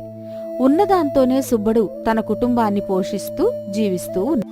మైత్రీపురం అనే గ్రామంలో రాజు, రవి అనే ఇద్దరు మిత్రులు ఉండేవారు. బాల్యమిత్రులైన రాజు, రవి ఇద్దరికీ చదువు వంటపడ్డదు. పైగా బద్ధకస్తులు కావడంతో అత్యవసర పనులను సైతం వాయిదా వేస్తూ తల్లిదండ్రులతో, చదువులో వెనకపట్టంతో ఉపాధ్యాయులతో చీవాట్లు తింటూ ఉంటారు. ఇలా ఉండగా ఒకరోజు, ఏరా రాజు, ఉదయం 8 అయినా లేవవు, అలాంటిది ఇంత పొద్దున్నే బయటకొచ్చావా? ఇది నిజమేనా? కల కాదు కదా? ఊరుకరా నువ్వు నీ చేతుర్లు. పక్కూరి సీతారామయ్య గారికి మా నాన్నగారు డబ్బులు బాకీ ఉన్నారంట, ఇచ్చేసి రమ్మన్నారు. అవును, తమరికి కూడా తెల్లవారుజామునే లేచే అలవాటు లేనట్టుంది. మరి నువ్వెందుకు పొద్దున్నే బయట తిరుగుతున్నావు? ఏం చెప్పమంటావురా? సీత బాధలు సీతవే, పీత బాధలు పీతవే. నాంచకుండా ముందు విషయం చెప్పరా. త్వరగా ఇంటికెళ్ళకపోతే మా నాన్న వీపు విమానం మొత్తం మోగించేస్తాడు. ఈరోజు మా ఇంటికి చుట్టాలొస్తున్నారంట. వాళ్ళకి ఇడ్లీ కోసం పిండి తీసుకురమ్మని పంపించింది మా అమ్మ. సర్లే, అటువైపే కదా వెళ్ళేది. రా, ఇద్దరం కలిసి వెళ్దాం. అలా ఇద్దరూ కలిసి వెళ్తుండగా కొంత దూరం వెళ్లేసరికి ఒక లాటరీ కనపడుతుంది. రాజు, మన అమ్మా నాన్న ఎప్పుడు మనల్ని తిడుతూ ఉంటారు కదా, వాళ్ళు మనల్ని మెచ్చుకునేలా ఒక పని చేద్దామా? ఏంట్రా బాబు ఆ పని? కొంపతీసి బాగా చదివేసి పాస్ అయిపోతావా ఏంటి? అంత గొప్ప లక్షణం మనకలేదు కాని, అదిగో అక్కడ ఒక లాటరీ కనపడుతుంది కదా, నీ దగ్గర నా దగ్గర ఉన్న డబ్బులతో లాటరీ కొందాం. వస్తే రెట్టింపు డబ్బులు వస్తాయి. అప్పుడు మన అమ్మా నాన్న మనల్ని బాగా మెచ్చుకుంటారు కదా. నువ్వు అన్నది బాగానే ఉంది, కానీ ఒకవేళ డబ్బులు పోతే? ఎప్పుడు అలా ప్రతికూలంగా ఆలోచించకూడదు. మంచి జరుగుతుందనుకొని ముందడుగు వేయాలి. ముందు కీడించిన తర్వాతే మేలించమని పెద్దలు చెప్పారు కదరా. సర్లే, అటువంటి సామెతలు పట్టించుకుంటే ఇక మనం ముందుకెళ్ళినట్టే. అవేం పట్టించుకోకుండా పద, ఈ డబ్బుతో లాటరీ తీసి ధనవంతులైపోతాం అని అత్యాశకు పోయి లాటరీ తీసి రాజు, రవిల వద్ద ఉన్న సొమ్ము మొత్తం పోగొట్టుకుంటారు. మన దగ్గర ఉన్న సొమ్ము మొత్తం అయిపోయింది. ఇప్పుడు ఎలారా? నేను ముందే చెప్పాను కదా, ముందు కీడించిన తర్వాత మేలించమని. ఎందుకురా చచ్చిన పాముని మళ్ళీ మళ్ళీ చంపుతావు? అయ్యిందేదో అయిపోయింది. ఇలా ఆడడం వల్లే కదా లాటరీ ఇంకెప్పుడు ఆడకూడదని తెలిసింది. అయితే ఇప్పుడు ఏం చెయ్యాలి? అసలే మా నాన్న సీతారామయ్య గారికి డబ్బులిచ్చి రమ్మన్నాడు. ఇప్పుడు ఇంటికెళ్తే చంపేస్తాడు. మా ఇంట్లో కూడా అదే పరిస్థితి. అసలే ఈరోజు చుట్టాలు వస్తున్నారని చెప్పింది మా అమ్మ. ఇప్పుడు గాని నేను ఇడ్లీ పిండి తీసుకెళ్ళకపోయానో, ఇడ్లీ డబ్బాకు బదులు ఆ పొయ్యి మీద నన్ను కూర్చోబెడతది. అయితే ఒక పని చేద్దాం. ఇప్పుడు ఇంటికి వెళితే మా నాన్న చీల్చి చెండాడతాడు. కాబట్టి మీ నాన్న మా నాన్న బయటికెళ్ళిన తర్వాత వెళ్దాం. అప్పుడు అమ్మలెలాగో మనల్ని కాపాడతారు కదా. అయినా ఈ నాన్నలకు మగపిల్లలంటే ఎందుకురా అంత కోపం? మనమేమన్నా బాగా చదువుతామా, లేక చెప్పిన పని వెంటనే చేస్తామా ఏంటి మనల్ని మెచ్చుకోవడానికి? అందుకే వాళ్ళ కోపంలో తప్పులేదనిపిస్తుంది. సర్లే కానీ కాసేపు కాలక్షేపం చేద్దామంటే అప్పటి వరకు ఎక్కడుండాలి? అదుగో అక్కడ సైన్స్ స్క్వేర్ ఏదో జరుగుతున్నట్టుంది. పద వెళ్దాం. అక్కడికి వెళ్లిన రాజు రవిలకి పెద్ద గ్లోబ్ ఆకారంలో టైం మిషన్ లాంటి యంత్రం కనపడుతుంది. దాన్ని చూసి ఆశ్చర్యపోయిన రాజు, ఆ, ఏంట్రా ఇది ఎంతుంది? లోపలికి ఎలా వెళ్ళాలి? ఒరే రాజు, ఇది టైం ట్రావెల్ మిషన్ అనుకుంటా. చాలా సినిమాల్లో చూసాం కదా. అని మాట్లాడుకుంటూ ఉండగా టైం మిషన్ డోర్ తీసే ఉండడంతో లోపలికి వెళ్తారు. అక్కడ పాస్ట్, ఫ్యూచర్ అని 2 బటన్లు ఉండటం గమనించి, ఆ, ఈ బటన్స్ ఏంటి? ఇది నొక్కితే గతంలోకి వెళ్తాం, అంటే గడిచిపోయిన కాలం. ఆ కాలంలోకి వెళ్ళి అప్పుడు ఏం జరిగిందో తెలుసుకోవచ్చు. ఇదిగో ఇది నొక్కామనుకో, భవిష్యత్తులోకి వెళ్తాం. ముందు రోజుల్లో మనం ఎలాగుంటామని తెలుసుకోవచ్చు. ఇప్పుడు చెప్పు, నువ్వు గతంలోకి వెళతావా, భవిష్యత్తు తెలుసుకుంటావా? అయితే నేను గతంలోకి వెళ్తా. నన్ను ఎప్పుడూ కసురుకుంటూ కొడుతూ ఉండే మా నాన్న నేను పుట్టినప్పుడు ఎలా ఉండేవాడో తెలుసుకోవాలనుందిరా. అని రాజు చెప్పిన వెంటనే రవి గతంలోకి వెళ్లే మీట నొక్కగా 2010వ సంవత్సరంలోకి వెళ్తుంది. అప్పుడు రాజు వాళ్ళమ్మ గర్భవతి అయి ఉంటుంది. ఏంటి నీరజ, నువ్వు ఎక్కువసేపు నడవకూడదని వైద్యులు చెప్పారు కదా. నీకు ఏం కావాలన్నా నాకు చెప్పు, నేను చేస్తాను. మీరు నాతో పాటే ఉంటే పనికి ఎవరు వెళ్తారు? పనికి వెళ్తేనే కదా ఇల్లు గడిచేది. అవును నీరజ, నేను బాగా చదువుకోలేదు కనుకే ఇలా ఒకరి కింద రోజు కూలీకి పనిచేస్తూ సెలవు పెట్టడానికి కూడా ఆలోచించాల్సి వస్తుంది. మా నాన్న చిన్నప్పుడు చదవమని ఎంతో మొత్తుకునేవాడు. నేనే మా నాన్న మాటలను పెడచెవిన పెట్టాను. ఇప్పుడు ఫలితం అనుభవిస్తున్నాను. అందుకే మన బిడ్డ నాగులా అవ్వకూడదు. వాడు బాగా చదువుకోవాలి, పెద్ద ఏసీ ఆఫీసులో కుర్చీలో కూర్చుని పని చేసుకోవాలి. నేను అనుకున్నట్లుగానే పుట్టబోయే బిడ్డ బాగా చదువుకొని నాకు పేరు తీసుకువస్తాడు. కడుపులో ఉన్నది అబ్బాయే అని అంత ఖచ్చితంగా ఎలా చెప్పగలుగుతున్నారు? మా నాన్న చాలా బాగా చదువుకున్నారు. ఆయనంటే ఊర్లో వాళ్ళందరికీ చాలా గౌరవం. ఆయన చివరి రోజుల్లో మళ్ళీ నీకు బిడ్డగా పుడతారా అనేవారు. పిల్లలు లేరని ఎంతో బాధపడ్డాం. ఎన్నో గుళ్లకు, హాస్పిటళ్లకు కూడా తిరిగాం. చివరికి ఈ కడుపునకు కాయ కాసింది.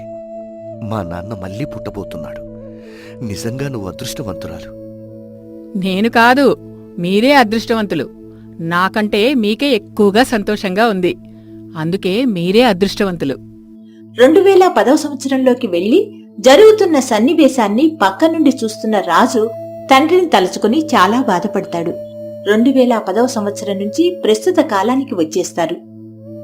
మా నాన్నకు నేనంటే చాలా ఇష్టం రా. నేను అమ్మ కడుపులో ఉండేటప్పుడు ఎంత సంతోషపడ్డాడో. ఎందుకో తెలియదు గాని అస్తమానం తిడతారు. మరి మనం ఏం చేసినా పొగిడితే భూమి మీద నిలబడతామా ఏంటి? అయినా మనం ఏం చేశామని పొగడ్డానికి? ఓహో, అందుకేనా? నాన్న కోపంలో ప్రేమ తప్ప ద్వేషం ఉండదని అమ్మ ఎప్పుడూ అంటూ ఉంటుంది. అవునరా, మా నాన్న రోజుకి 50 సార్లన్నా తిట్టేవాడు. అంటే మా నాన్నకి నేనంటే అంత ప్రేమన్నమాట. ఇక నుండి మా నాన్నని బాధ పెట్టే పని ఏది చెయ్యను. బద్ధకం వదిలి బాగా చదువుకుంటాను. మా నాన్న గర్వపడేలా చేస్తాను. అది సరే కానీ నువ్వు నీ గతం తెలుసుకుంటావా, ఫ్యూచర్ తెలుసుకుంటావా? నేను ఫ్యూచర్ తెలుసుకుంటాను. నాకు 40 ఏళ్ళు వచ్చేసరికంటే 2050 నాటికి నేను ఎలా ఉంటానో తెలుసుకోవాలనుంది. అయితే ఇంకేం, వెంటనే ఫ్యూచర్ బటన్ నొక్కే ఎంచక్క 2050లోకి వెళ్ళిపోవచ్చు. ఫ్యూచర్ బటన్ నొక్కిన కాసేపటికి 2050లోకి వెళ్తాడు రవి. అప్పుడు రవి తండ్రి మోహన్ రావుకి గుండె నొప్పి వస్తుంది. హాస్పిటల్కి తీసుకువెళ్తారు. ఏరా, డాక్టర్ గారు ఏమన్నారు? వెంటనే ఆపరేషన్ చేయాలంటున్నారు. 10 లక్షలు అవుతుందంట. ముందు 5 లక్షలు కడితేనే ఆపరేషన్ చేస్తామంటున్నారు. ఆలస్యం చేసే కొద్దీ ప్రాణాపాయం అంట. మరిప్పుడు ఎలారా రవి? ఎలాగోలా నాన్నకి ఆపరేషన్ అయ్యేలా చూడరా. నా దగ్గర అంత డబ్బు ఎక్కడుందమ్మా? కింద మీద పడుతూ నెలకు 50,000 సంపాదిస్తున్నాను. ఉన్నట్టుండి అంత డబ్బు ఒకేసారి తేవాలంటే నాకేం చేయాలో తోచడం లేదు. ఇదంతా వింటున్న రవి తండ్రి మోహన్ రావు, రవి, నువ్వేమీ కంగారు పడకు. ఎలా రాసిపెట్టి ఉంటే అలా జరుగుతుంది. నువ్వు నా గురించి దిగులు పెట్టుకోకు.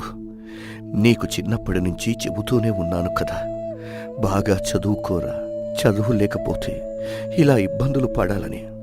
ఇప్పుడు చూడు, హరాకొర జీతంతో ఇటు మమ్మల్ని చూసుకోలేకపోతున్నావు, అటు నీ భార్య పిల్లలని సంతోషపెట్టలేకపోతున్నావు.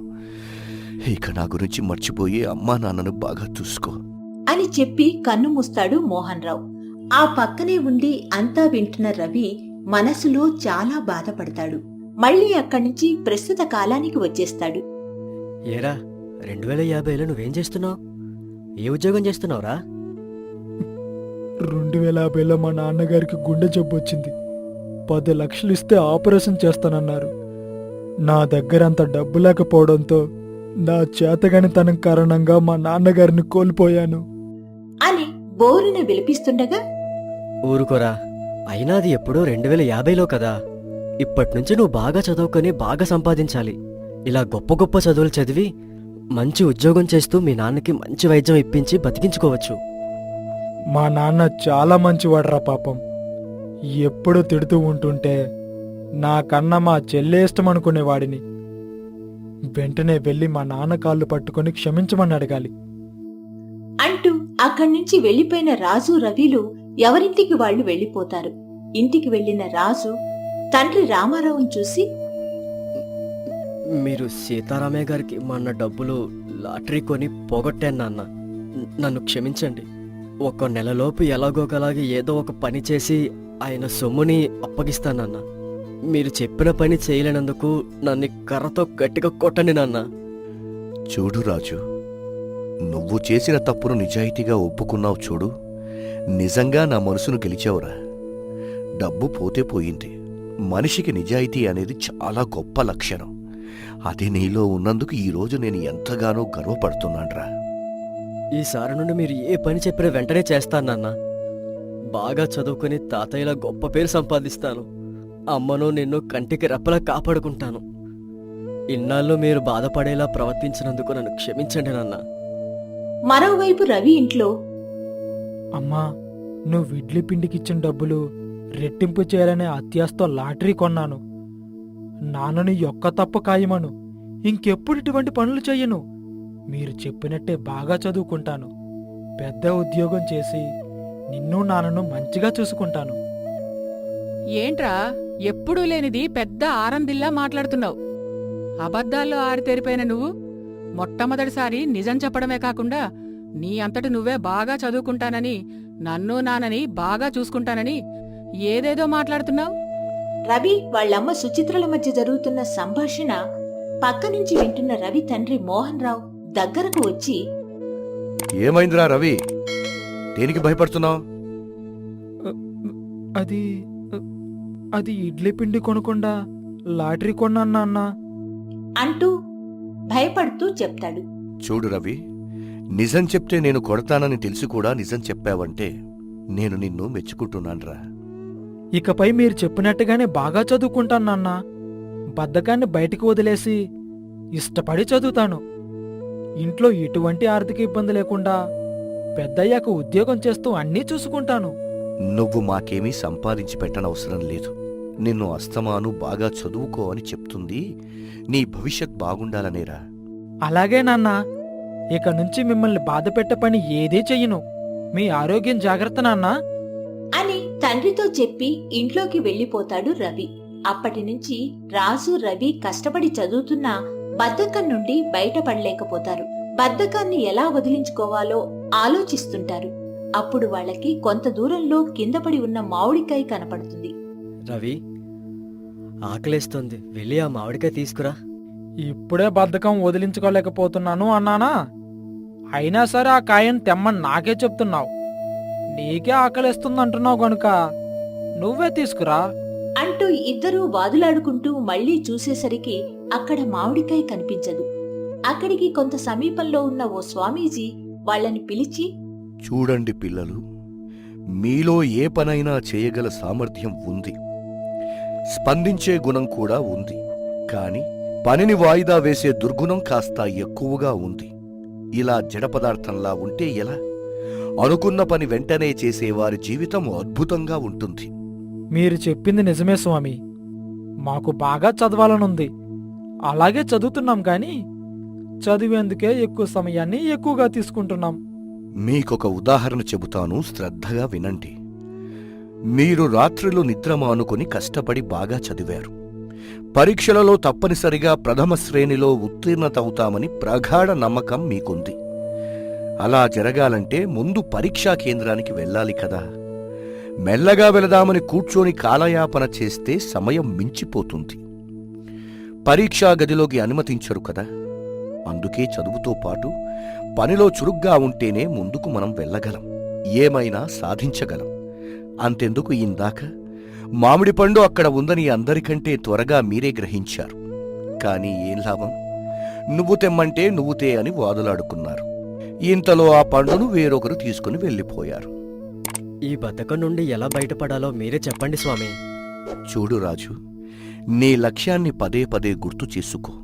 ఉన్నత స్థాయికి వెళతానని మీ నాన్నకిచ్చిన మాటను నిలబెట్టుకునేంత వరకు విశ్రాంతి లేకుండా శ్రమించు.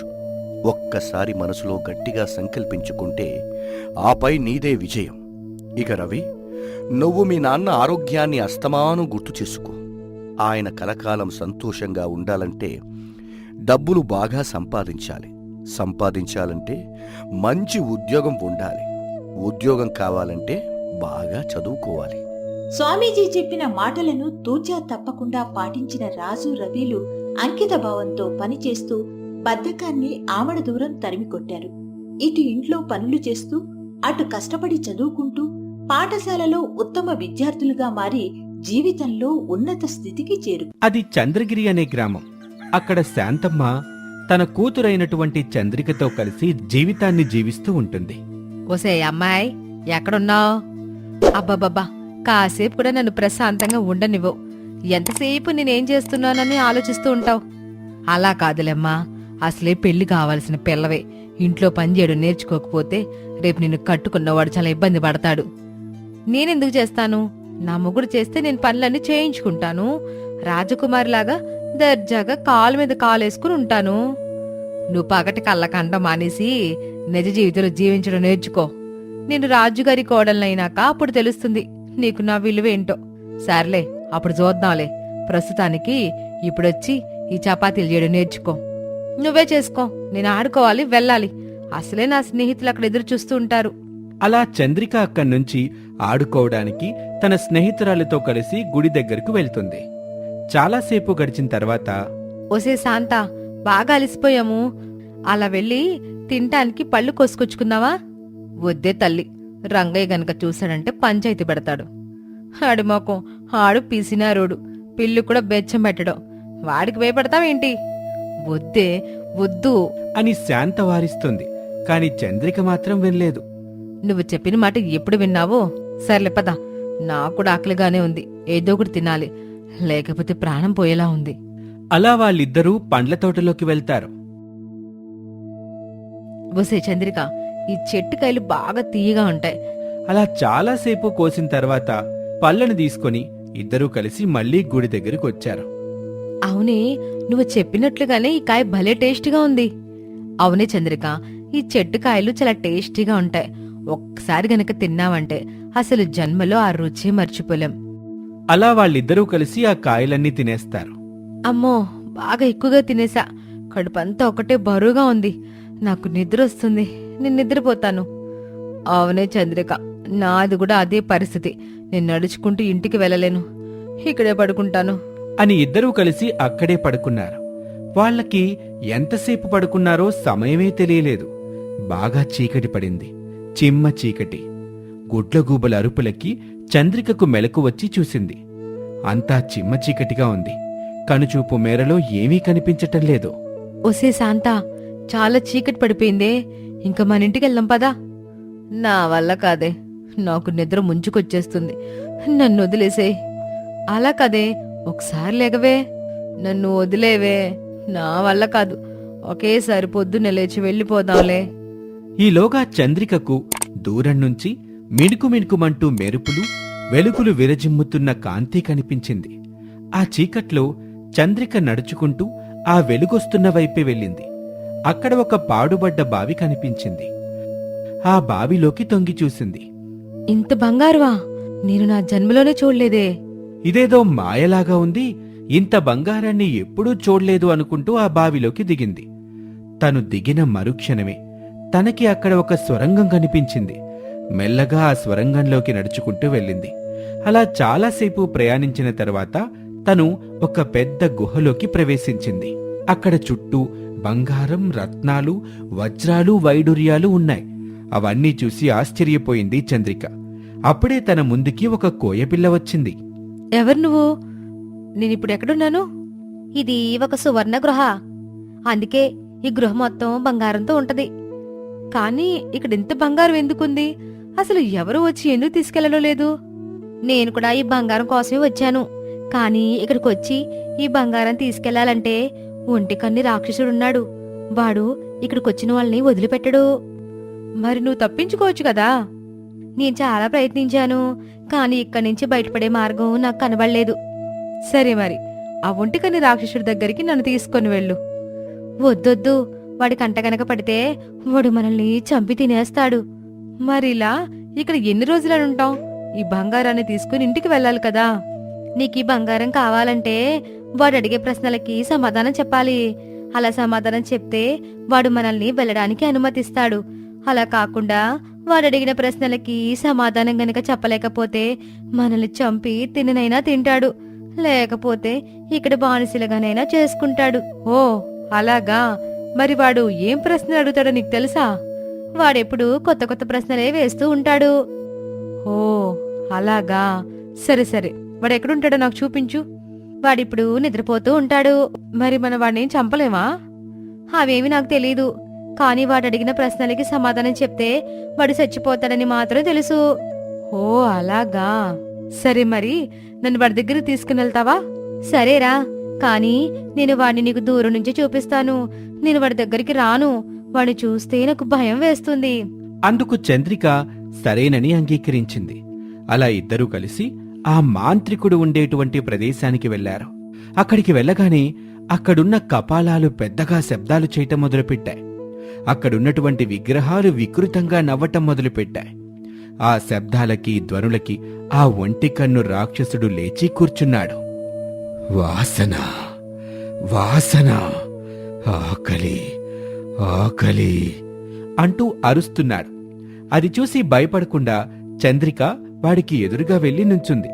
అక్కడికొచ్చిన చంద్రికను చూసి ఆ ఒంటికన్ను రాక్షసుడు, నువ్వు చూడటానికి చాలా అందంగా ఉన్నావు, కానీ నిన్ను చంపి తినాలంటే నాకు మనసు రావటం లేదు.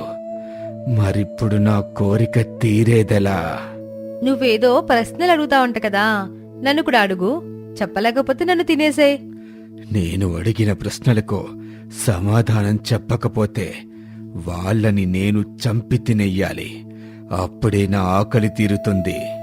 సరే అడుగు, నీ ప్రశ్నలకి నేను బదులిస్తాను. ఒకే చోట ఉంటారు, కాని ఒకరంటే ఒకరికి పడదు. కాని వాళ్ళిద్దరూ కష్టపడేది ఒకరి కోసమే. వాళ్ళెవరో చెప్పు. అప్పుడు చంద్రిక చాలాసేపు ఆలోచించి అత్తాకోడళ్ళు అని సమాధానమిచ్చింది. నువ్వు చాలా తెలివిగలదానివి. ఇంత కష్టమైన ప్రశ్నకి చాలా సులువుగా సమాధానమిచ్చావు. సరే అయితే రెండో ప్రశ్న అడుగు. ఆశ బారెడు, కాని తీసుకునేది మాత్రం గుప్పెడు. ఏమిటో చెప్పు. హో, ఇంత చిన్న ప్రశ్నకు ఇంకా ఆలోచించడం ఎందుకు? అది ఆకలి. నువ్వు చాలా తెలివిగలదానిలా ఉన్నావు.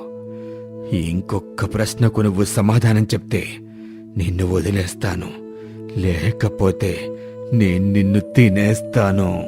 సరే, ఆ ప్రశ్న ఏంటో కూడా అడిగేసి. పుట్టగానే చలనం లేనిది ఏంటది? పుట్టగానే చలనం లేనిదా? అవును, పుట్టగానే చలనం లేనిది ఏమిటది? ఇది గనక నువ్వు చెప్పకపోతే నేను నిన్ను తినేస్తాను. అది గుడ్డైతే మాత్రం కాదు కదా. ఆ మాట చెప్పగానే తనకెదురుగా ఉన్నటువంటి రాక్షసుడు భస్మమైపోయాడు. ఈ హఠాత్ పరిణామానికి కంగారు పడింది చంద్రిక. ఆ తరువాత అక్కడ ఒక గంధర్వుడు ప్రత్యక్షమయ్యాడు. నీ వల్ల నాకు శాప విమోచనమైంది కనుక నువ్వు కోరుకున్నది నీకిస్తాను. ఏం కావాలో కోరుకో. అయితే నేను ఈ రాజ్యానికి రాజు యొక్క కొడుకును పెళ్లి చేసుకుని మహారాణిని అవ్వాలి. అప్పుడా గంధర్వుడు తన యొక్క మంత్రశక్తితో ఒక అమృత కలశాన్ని సృష్టించాడు. అది చంద్రికకిచ్చాడు. చంద్రిక, ఈ రాజ్యం మహారాజు కొడుకు ఆపదలో ఉన్నాడు. అతనికి ఈ కలశంలో ఉన్న నీళ్లు తాగిస్తే అతనికంతా సరైపోతుంది. అతనికి నయమైతే నేను యువరాన్ని ఎలా అవుతాను? ఆ మహారాజు దండోరా వేయించాడు. తన కొడుకును బ్రతికించిన వాళ్ళకి కోరినది తప్పకుండా ఇస్తాను అని చెప్పారు. ఆ గంధర్వుడిలా చెప్పి అదృశ్యమయ్యాడు. ఒక్కసారిగా తనున్నటువంటి ప్రదేశం మొత్తం వెలుతురుతో నిండిపోయింది. చంద్రిక కళ్ళు మూసి తెరిచేలోగా తను బావి బయట ఉంది. తన పక్కనే కోయపిల్ల కూడా ఉంది. చంద్రికతో ఆ కోయపిల్ల ఇలా అంటుంది. అడిగిన ప్రశ్నలకి నీకు సమాధానం ఎలా తెలుసు? నాకు తెలుసు. మొదటి ప్రశ్నకి సమాధానం అత్తాకోడలని చెప్పావు కదా, అదెలాగా? అత్తాకోడలు ఒకే ఇంట్లో ఉంటారు, కానీ ఎప్పుడూ కొట్టుకుంటూనే ఉంటారు. వాళ్ళు ఎవరి కోసం కొట్టుకుంటారో మరలా వాళ్ల కోసమే వాళ్ళు కష్టపడుతూ ఉంటారు. అదెవరు? ఇంకెవరు? అత్తగారి కొడుకు, కోడలి గారి మొగుడు. మరి రెండో ప్రశ్నకి సమాధానం ఆకలి అన్నావు, అదెలాగూ? నీకు ఆకలి వేసినప్పుడు అది తినాలి ఇది తినాలి అనుకుంటావు. అదే ఆకలి తీరిపోయిన తర్వాత ఏది తినాలనిపించదు. మూడో ప్రశ్నకి సమాధానం గుడ్డు అని చెప్పావు కదా, అదెలాగ సాధ్యం? అతను పుట్టగానే చలనం లేనిది అన్నాడు. గుడ్డు పుట్టినప్పుడు అందులో ఎలాంటి చలనం ఉండదు, కానీ అందులో జీవం ఉంటుంది కదా. ఓ అలాగా, అది సరే కాని నీ చేతిలో ఉన్నదేంటి? ఈ అమృతాన్ని తీసుకెళ్లి ఈ ఊరి మహారాజు కొడుక్కి తాగించాలని అన్నారు. ఆ రాజు కోరుకున్నది ఇస్తారని చెప్పాడు. అలాగా, సరే, చాలా సంతోషం. ఇంక నేను మా గూడానికి బయలుదేరతాను. సరే, నేను కూడా బయలుదేరి వెళ్ళిపోతాను అని చంద్రిక అక్కడి నుంచి సరాసరి ఆ దేశపు రాజు దగ్గరకు వెళ్తుంది. ఆ అమృత కలశంలో ఉన్నటువంటి నీటిని ఆ యువరాజుకు త్రాగించి అతన్ని పెళ్లి చేసుకుని రాజ్యానికి యువరాణి అయ్యింది.